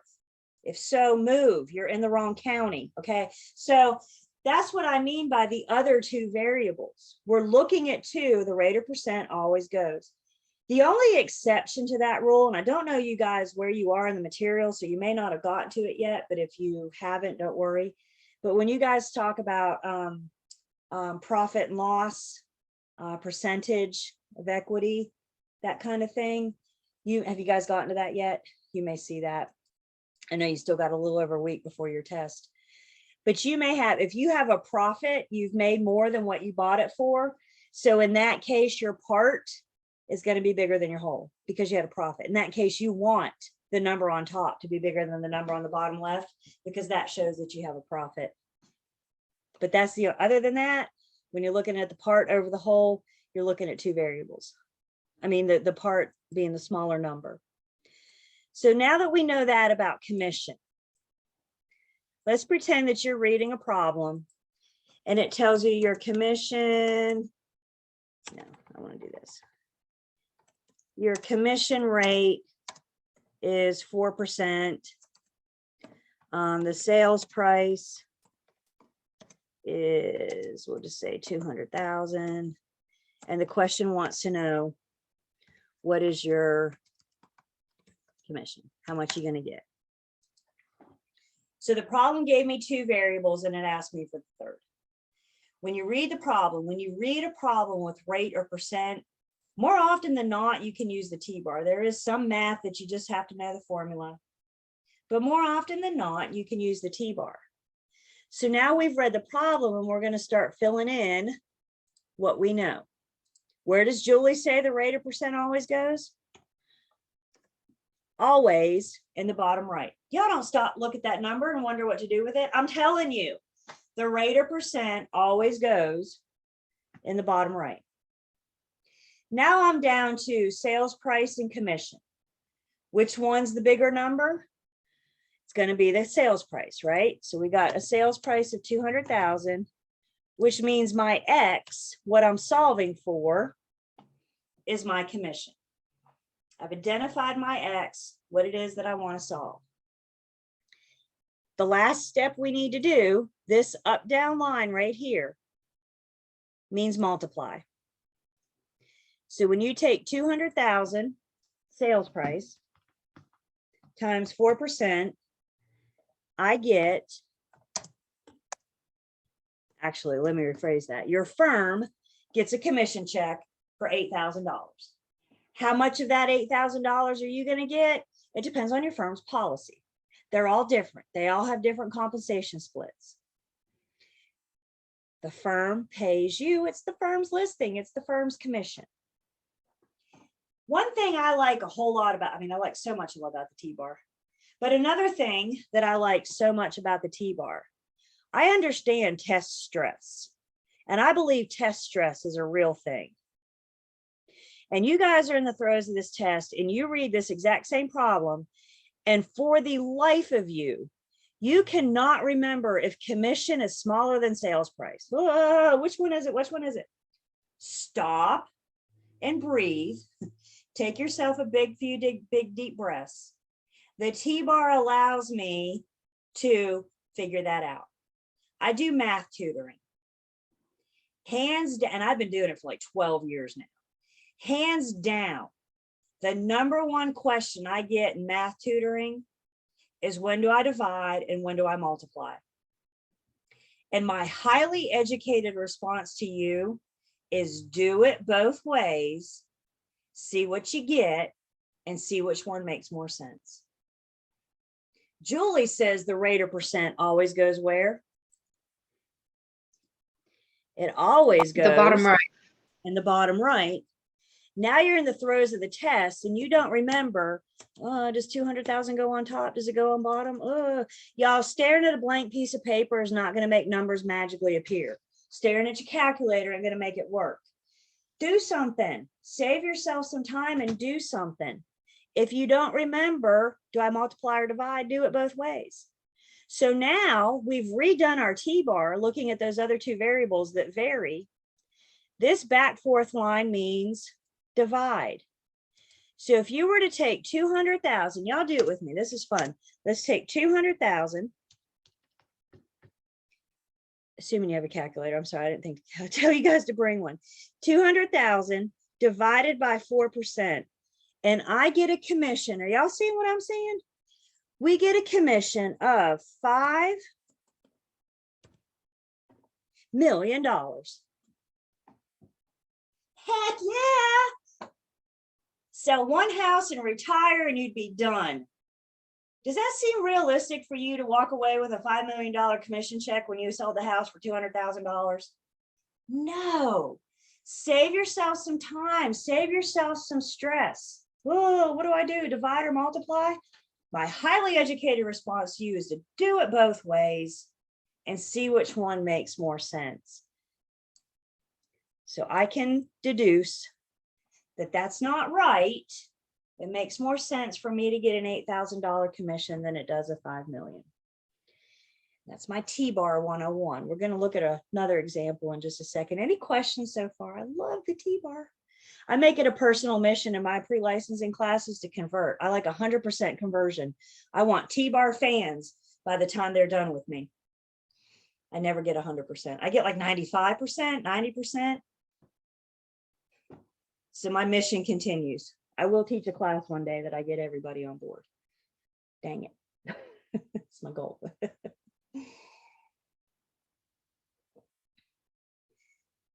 Everybody good so far? Part over the whole. Rate or percent goes in the bottom right. So let's look at a specific problem together. Let's talk about seller net. I think this tends to be, so I like to talk it out. The seller net T-bar looks like this. Seller ratio, that's rate or percent, just different verbiage. Ratio, rate, percent. It too is part of the sales price. The number that goes on top is going to be the seller net. And when I'm referring to seller net, what I'm saying is, how much is the seller going to walk away with? Once everybody else has been paid, once all their liens have been paid, their outstanding mortgages have been paid, any delinquent tax bills, Once all property expenses have been paid, the seller gets what's left. And that's known as seller net. So whatever they want to make. And to that, we're going to add all the seller's expenses and debits, everything that they owe, except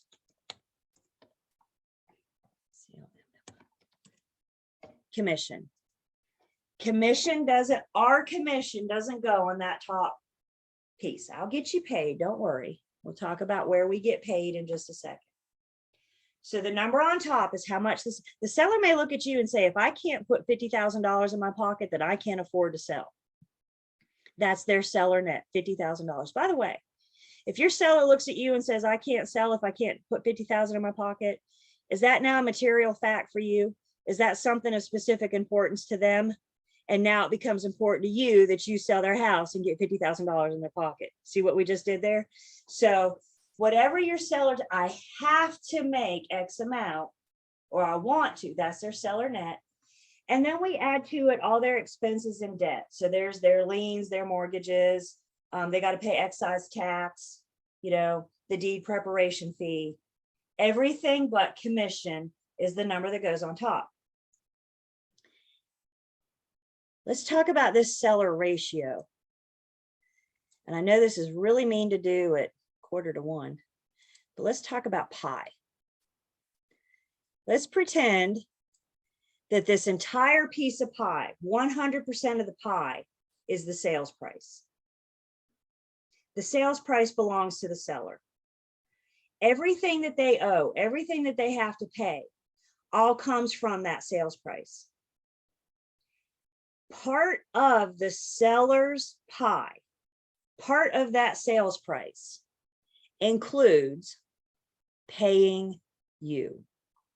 So of their pie, they're going to give you a piece. They give you a very small piece of their pie.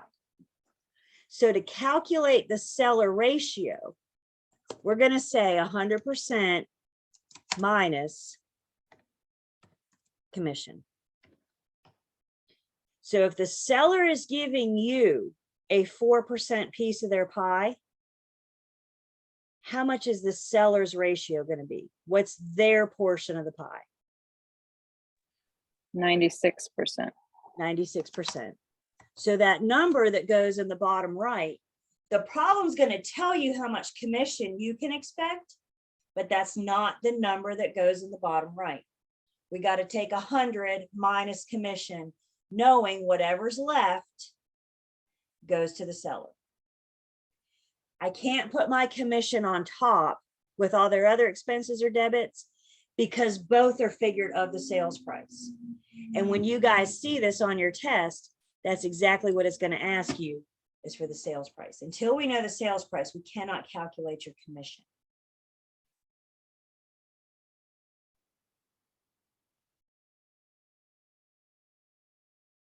So the seller is giving you a piece of their pie. That's where we get paid.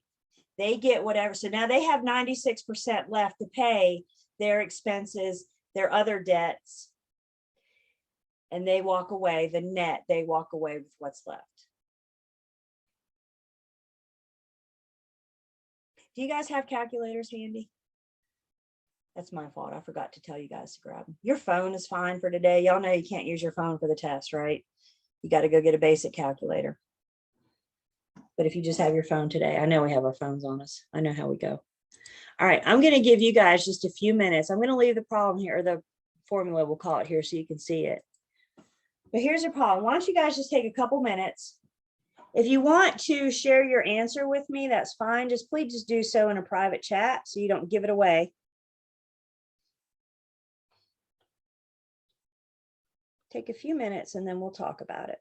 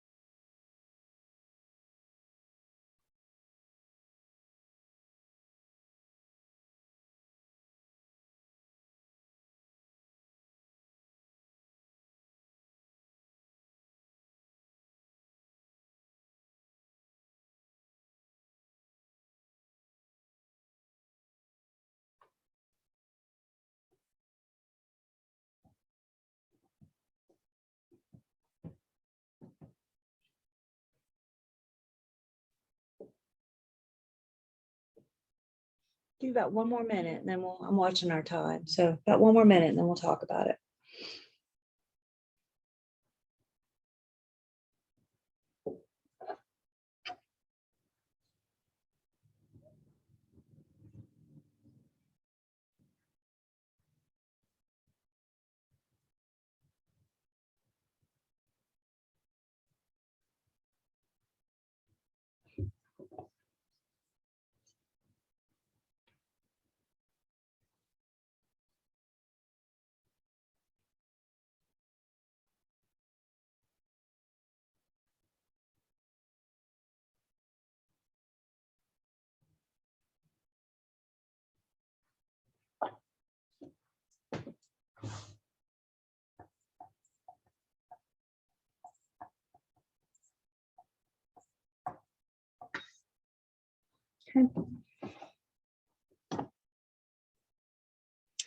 So you guys see a math problem. What's the first thing you're going to do? You see a math problem, what do? You're going to pick a calculator up, start doing something with all those numbers? No. No, you're going to read it. Just read it. Just read it. So Murphy calls you to list his home. Yay. At the listing appointment, he tells you he wants to walk away with no less than $65,000. He agrees to offer $2,500 in closing costs. He needs to pay off his existing mortgage of $135,000. Murphy agrees to pay you 5%, which you're going to split with the selling agent, whomever brings the buyer. What is the minimum Murphy's home can sell for him to net $65,000? Murphy's net is $65,000. Julie, I can't sell my house if I can't walk away with $65,000. Do I have a material fact on my hand? Do I have a duty to make sure that I get $65,000 in Murphy's pocket at the end of this transaction? Absolutely. I've read the problem and I saw rate or percent of the problem. And more often than not, when we see that, we can use a T-bar. All I've done so far is known I can throw a T-bar down. When I do math, I tend to like to start with where I want to end. What I mean by that, when I see a math problem, once I've read it, the first thing I need to ask myself is, what is the problem asking for? What is my X? By identifying your X first, it helps you rule out distractions, as long as you know the formula, as long as you know how it works. Do y'all know what a distractor's job is? To distract you. And when you allow a distractor to distract you, it won. So how do you prevent a distractor from distracting you? You know the formula. You know the information that you need to solve the sales price for a seller net problem. You got to know the formulas. You got to know this information. So the problem, what is the minimum price Murphy can sell his home? So what am I looking for? Sell for him? Yeah. What is my X? My X is that sales price, right?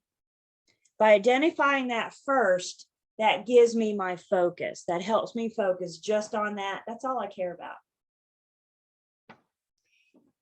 Going back through the problem now, it tells me that he needs $65,000. He's got a net $65,000. He's agreed to pay $2,500 in closing costs. That shouldn't be there.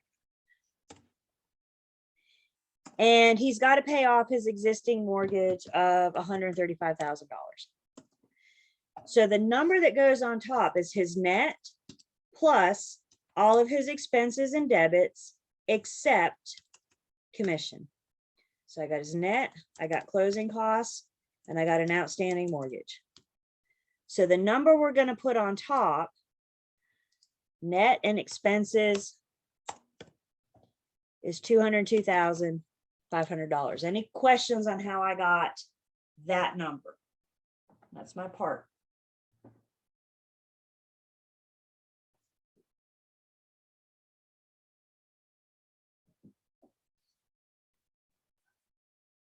Now we got to figure out the seller ratio. Let's think of pie. The sales price is the seller's pie. And of their entire pie, they're giving you a very small sliver. If they are giving you 5%, what is left for them? What's the seller going to retain? I see Mal's move. 95%. 95%. That's right. Is everybody good with that? 5% isn't the seller's ratio. That's my commission. The seller gets what's left. After they give me 5%, they now have 95% to pay off their other expenses and debts. Does that make sense? So 95%, they paid me. Now they got the rest to figure it out. My T-bar is now complete. So all I have to do is solve for X. T-bar 101 says that this back fourth line right here means divide. So on your calculator, you take 202,500 divided by 95%, and I get a minimum sales price. I already did that, of 213,157.89. What I'm telling you is, if I don't sell Murphy's house for this amount, he's not going to walk away with $65,000. He's contractually obligated to pay you. He's got to pay off his loan. He's already agreed to pay $2,500 in closing costs. So if I don't sell his house for that, then he is going to walk away with $65,000. Do I have a happy seller? No, I don't. Would you list it for more than the 213,157.89? Would you give yourself some wiggle room?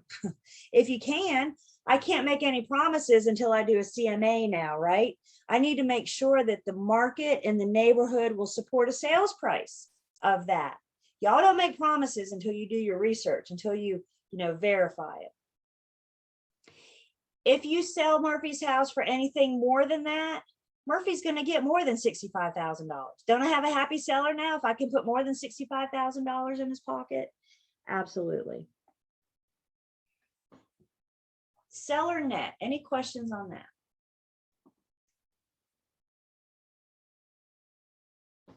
Good. Good. I like that. My question to you guys, if you didn't get it right, do you see where you went wrong, guys? That's how we learn.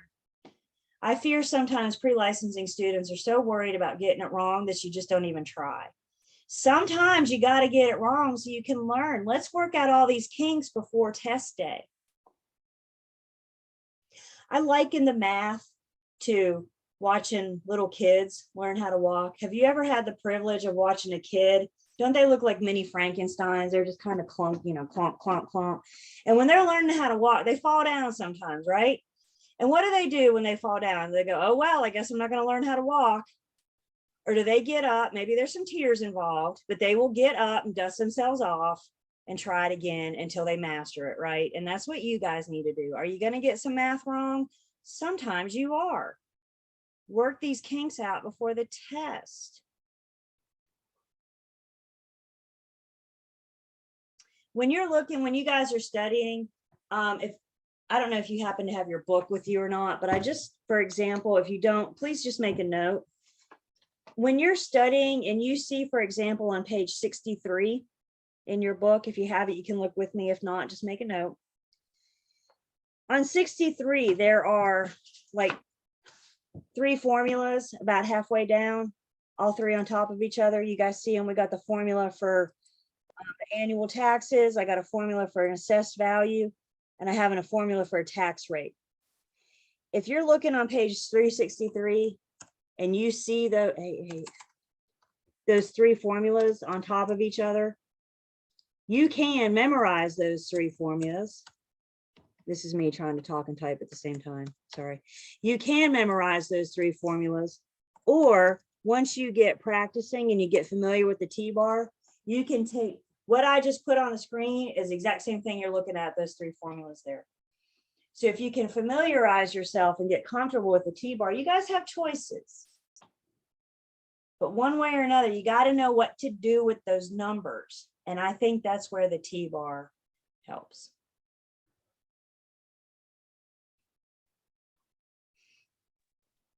Julie, I have a question. Yes, ma'am. Are there other math concepts that where we can apply the same structure? And if so, Taxes, You we have like can a list do. of that? I don't. You know, commission, seller net, you know, some of these things that we talked about. Some things you just need to know the formulas. Have you guys done like unit 17 yet? Have you made it to your I appraisers? think in unit? theory we should have already done all of them. If- Oh, you still it- got it like could a be a- couple weeks though, right? Yeah. So you Yeah. guys still got more to cover. You still got more to cover. I just bring that up because I know there's, when you get to income capitalization approach, that's just a formula that, or net operating income, I guess. Yes, we have gone through that, Okay. over I that, don't know how but to make that into a T-bar yet. So to solve for net operating income, you just got to memorize the formula. And the only way, the best way I know to memorize the formula is to put that sucker on a flashcard and just quiz yourself over and over and over again. Repetition and writing helps a lot too. Did you ever get in trouble when you were in school and you had to go to the blackboard or the whiteboard, depending on your age, and write 100 times? Mine was always, I will not talk in class, you know, so you had to do that 100 times. It was, I mean, it was a form of punishment, right? But the reason they had you do that is so that repetition got it in your mind. So the next time you went to talk in class, your hand may cramp up a little bit and make you think twice before talking. It's that repetition of writing. So if you're struggling with anything and you just can't get it, write it down 50 times. It's more bound to stick. I think flashcards are good as well. Ooh, ladies, it is 1:01. So I appreciate your guys' time. I hope you guys found today beneficial. I'll send you the recording, the PowerPoints, that little quiz. Like I said, if you don't hear from me by breakfast tomorrow morning, then let me know. And we'll make sure that you guys get it. Otherwise, you guys enjoy the rest of your weekend. I know you're starting to get in study mode, so hopefully this helps get you started. Your test will be here before you know it. Don't let that time get away from you. And if there's anything I can help with, questions from today or anything at all, don't ever hesitate to reach out to me. That's why we're here. Julie, thank you so much. I found this Absolutely. extraordinarily helpful. Good, good. I'm Same glad here, it makes thank it worth you. it. Good, good. I'm glad you guys were here. So tell your peers what they missed. No, I'm just kidding. They can have access to the recording too if they want it. Absolutely. I'm helping everybody. So, okay. All right. Y'all have a Thank you, bye-bye. good rest of your weekend. All right, bye-bye. Bye-bye. Thank you. Bye. Thank you. Have a good weekend.